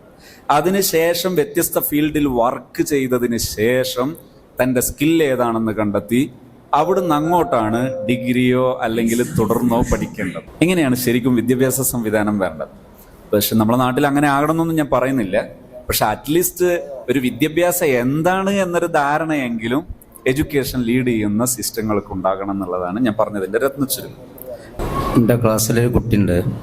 ആ കുട്ടി ഇന്നേ വരെ മുണ്ടിയിട്ടില്ല. എന്നോടെന്നല്ല, ഒരു ടീച്ചേഴ്സിനോടോ അല്ലെങ്കിൽ അവൻ്റെ തൊട്ടടുത്തിരിക്കുന്ന കുട്ടി എന്തോനെ ചെയ്താലും കളിക്കാണ്ടാവും, പക്ഷെ മിണ്ടൂല. ഇപ്പോൾ നമ്മളെ സ്കൂളിൻ്റെ കൗൺസിലറുമായി ബന്ധപ്പെട്ട് നടക്കുന്നുണ്ട്. അതിൻ്റെ ശേഷം അവൻ്റെ പല്ല് പുറത്ത് കാണാൻ തുടങ്ങിക്കണം, ചിരിക്കൽ തുടങ്ങിയിട്ടുണ്ട്. ഓനോട് നമ്മൾ പല നിലക്കും ഇടപെട്ടാലും ഓൻ ഒരു മുഖത്തൊരു ഭാവം കൂടിയും കാണിക്കില്ല. ഇപ്പം മാറ്റമുണ്ട്. അപ്പം എന്താണെന്നുള്ള വീട്ടിൽ വിളിച്ചന്വേഷിച്ചപ്പോൾ വീട്ടിൽ ഉമ്മാനോട് മാത്രമേ, ഉമ്മാനോട് ഉപ്പാനോടും സംസാരിക്കും, മറ്റൊരാളോടും മിണ്ടൂല. ആർക്കെന്താ ഇതിൽ പറയാണ്ടോ? ഞാനൊരു അനുഭവം പറയാം, എൻ്റെ നിർദ്ദേശവും പറയാം, അനുഭവവും പറയാം. അതല്ല, എൻ്റെ ഫസ്റ്റ് ഒപ്പീനിയൻ എന്താ അറിയാം? ഞാൻ പറയാം. നമുക്ക് തന്നെ ഇപ്പൊ മജീദ് ഉസ്താദ് പറഞ്ഞേ, പക്ഷേ മജീസ്ത പറഞ്ഞ സമാനമായൊരു കുട്ടി, അതല്ലെങ്കിൽ അതുപോലത്തെ ഒരു കുട്ടി നേരത്തെ ഉണ്ടായിരുന്നു, ഇതെല്ലാം പരിചയം ഉണ്ടാവും. അവരുടെ പേര് നസീം, നമ്മളെ കോട്ടുമലത്തെ നസീം, നസീർ സക്കാഫിയുടെ ജ്യേഷ്ഠന്റെ മോൻ നസീം. ഓന് 6ാം ക്ലാസ് വരെ മിണ്ടലില്ല എന്നുള്ള എനിക്ക് കിട്ടിയ വിവരം. ഓൻ 7 എൻ്റെ ക്ലാസ്സിലായിരുന്നു, 7 ഡിയിലായിരുന്നു. ഇപ്പോൾ ദവാ കോളേജിലേക്ക് പോയിട്ടുണ്ട്, ഹിദായിലാണ്. ഇവന് സമാനമായ പ്രശ്നം ഉണ്ടായിരുന്നു. ക്ലാസ്സിൽ അവനോട് പേര് വയ്ക്കും, പേരൊന്നും പറയില്ല, പേര് വരെ പറയില്ല. ഒപ്പമുള്ളൊരു ചോദിക്കും, ഉസ്താദൊന്നും മിണ്ടില്ലാറ്, ഇവരോടൊന്നും മിണ്ടില്ല. അങ്ങനെ ഇവരെ വീട്ടിലേക്ക് ഓൾറെഡി ആക്സസ് ഉള്ള ടീമാണ് നമ്മുടെ കൂട്ടുകാരന്മാർ. അപ്പോൾ പറഞ്ഞു, ഇവിടെ ഒരു പ്രശ്നമില്ല, ഇവിടെ ഒരാൾക്കൊരു പ്രശ്നമില്ല. കാരണം നമ്മൾ നാട്ടിലേക്ക് പോകുന്ന സമയത്ത് റോട്ടിലും കളിക്കും നമ്മൾ കാണുന്നുണ്ട്. പിന്നെ ക്ലാസ്സിൽ എന്ത് ചെയ്യാണ്, ഓനെ ലീഡറാക്കി മാറ്റി എന്നുള്ളതാണ്. നമ്മൾ ഗ്രൂപ്പിന്റെ ഒരു ലീഡറാക്കി മാറ്റി. ഓട്ടോമാറ്റിക്കലി ഓൻ ചില പണികളൊക്കെ എടുക്കാൻ തുടങ്ങി. അപ്പം തന്നെ ഒപ്പളോട് പറഞ്ഞിരുന്നു, നിങ്ങളെ ഗ്രൂപ്പ് തോൽക്കും, പക്ഷെ നിങ്ങൾ ലീഡർ എന്ത് ചെയ്യരുത്, മെയിൻറ്റെയിൻ ചെയ്യേണ്ടതില്ല. പക്ഷെ ഓൻ ലീഡർ ആവണം, നമ്മൾ ഓനെ മുണ്ടിപ്പിക്കാൻ വേണ്ടിയിട്ടാണ്. ചുരുക്കി പറഞ്ഞാൽ ആ വർഷം കഴിഞ്ഞപ്പോഴേക്കും ഓൻ മിണ്ടിയെന്ന് മാത്രമല്ല ദാവാ കോളേജിലേക്ക് എത്തുകയും ചെയ്തു. ക്ലാസ്സിൽ അവസാനം പാട്ടും പാടിയിട്ടാണ് ഏറ്റവും അവസാനത്തെ ക്ലാസ് ഇറങ്ങിപ്പോയത്. നസീം കോട്ടുമല. ഇത് ഒരു രീതിയാണ്. ഞാൻ എൻ്റെ ചെറിയൊരു എക്സ്പീരിയൻസ് കൂടി ആഡ് ഓൺ ചെയ്യാം. അതില് ഉസ്താദിന് എന്താണ് ഇതിന് ചെയ്യേണ്ട പരിഹാരം എന്നുള്ളതിന് ഉസ്താദ് ഒരു മോഡൽ പറഞ്ഞു. എന്താണ് നമ്മളെ ലീഡറാക്കുക. അപ്പൊ ലീഡറാക്കുക എന്നുള്ളത് എല്ലാ ക്ലാസ്സിലും എപ്പോഴും അത്രമാത്രം ചിലപ്പോൾ പറ്റിക്കൊള്ളണമെന്നില്ല. നമ്മൾ ചെയ്യേണ്ടത് നമ്മുടെ ഉസ്താദ് DRS ആ ടൈപ്പിൽ പരിശീലിക്കലാണ് പ്രധാനമായും ചെയ്യേണ്ടത്. കഴിഞ്ഞ ചൊവ്വാഴ്ച ഇവിടെ മലപ്പുറത്ത് നമ്മുടെ ലെറ്റ് നടക്കുമ്പോൾ തിരൂർ ലെറ്റിലുണ്ടായിരുന്ന ഒരു അധ്യാപകൻ, അദ്ദേഹം പ്രധാന അധ്യാപകൻ സദുറുസ്താദാണ്. അദ്ദേഹം വന്നപ്പോൾ അദ്ദേഹം പറഞ്ഞു, എൻ്റെ ഏറ്റവും വലിയ സന്തോഷം, ഞാൻ ലെറ്റിൽ വരാനുണ്ടായിരുന്ന കാരണം എൻ്റെ ക്ലാസ്സിലെ 2ാം ക്ലാസ്സിലൊരു കുട്ടിയാണ്. ആ കുട്ടി ഇതുവരെ ആയിട്ട് മദ്രസയിൽ വരുമ്പോൾ ഒരാളോട് സംസാരിച്ചിട്ടില്ല, ഒരാളുടെ മുഖത്ത് നോക്കിയിട്ടുമില്ല. ഈ കുട്ടി എന്ത് ചെയ്യണം എന്നായിരുന്നു ചോദ്യം. ഞാൻ ആ ഉസ്താദിനോട് പറഞ്ഞു, നിങ്ങൾ ഈ PR കൃത്യമായി ഞാൻ ഈ പറഞ്ഞതുപോലെ പ്രാക്ടീസ് ചെയ്യാൻ പറഞ്ഞു. അങ്ങനെ ഇന്നലെ വരുമ്പോൾ അദ്ദേഹം പറഞ്ഞു, 3 കുട്ടികൾ മദ്രസയിൽ അങ്ങനെ ഉണ്ടായിരുന്നു. 3 പേരും ഇപ്പൊ ഭംഗിയായിട്ട് സംസാരിക്കുകയും ഓതാൻ പറയുമ്പോൾ ഓതുകയും എല്ലാം ചെയ്യാൻ തുടങ്ങി. ഇവിടെ നമ്മൾ ആദ്യം പ്രാക്ടീസ് ചെയ്യേണ്ടത് ഈ പറഞ്ഞത് തന്നെയാണ്. ശേഷം വീണ്ടും നമ്മൾ ഒബ്സർവ് ചെയ്യണം, മാറുന്നുണ്ടോ ഇല്ലേ, എവിടെയൊക്കെയാണ് നമുക്ക് പ്രയാസങ്ങൾ അനുഭവപ്പെടുന്നത് എന്നുള്ളത് ഒബ്സർവേഷൻ നടത്തണം. അതിൽ ഇതാണ് എൻ്റെ മാർഗനിർദ്ദേശം. എന്ത്? PR പ്രാക്ടീസ് ചെയ്യുക, ആ കുട്ടിക്ക് അത് കിട്ടുന്നുണ്ട് എന്ന് ഉറപ്പുവരുത്തുക. അപ്പൊ ചിലപ്പോൾ ഒരു ചോദ്യം ഉണ്ടാവും, മുഖത്ത് നോക്കാതെ എങ്ങനെ ഒരു കുട്ടിയോട് പുഞ്ചിരിക്കൽ. അപ്പൊ നിങ്ങൾ അതിന്റെ സന്നദ്ധത ഉണ്ടായാൽ തന്നെ അതിന്റെ എൻട്രൻസ് തുടക്കം നിങ്ങൾക്ക് എളുപ്പം കിട്ടും. അപ്പൊ തന്നെ വിഷയത്തിന് പരിഹാരമാകും. ചുരുക്കി പറഞ്ഞാൽ ഇത്തരം പ്രശ്നങ്ങൾ ഇത് വിശകലനം ചെയ്ത് പറയുമ്പോൾ കുറേ പറയാനുണ്ട്, ഒരുപാട് പറയാനുണ്ട്. എന്തുകൊണ്ടെന്ന് പറഞ്ഞാൽ ലൈഫിൽ വ്യത്യസ്ത മേഖലയിൽ നിന്ന് വരുന്ന ബ്ലോക്കാണത്. ഈ ബ്ലോക്കിനെ കുറിച്ചൊക്കെ പറഞ്ഞാൽ പിന്നെ അത് ഓപ്പൺ ആകൂല. ബ്ലോക്കിനെ കുറിച്ച് നമ്മൾ ചർച്ച ചെയ്യേണ്ടതില്ല. ഓപ്പൺ ആയതിനു ശേഷം പിന്നീട് നിങ്ങളൊരു ട്രെയിനറൊക്കെ ആകാൻ പോകുന്നുണ്ടെങ്കിൽ പഠിച്ചാൽ മതി തിയറി. ഇപ്പൊ പ്രാക്ടിക്കൽ മാത്രമേ ആവശ്യമുള്ളൂ. ഓക്കെ.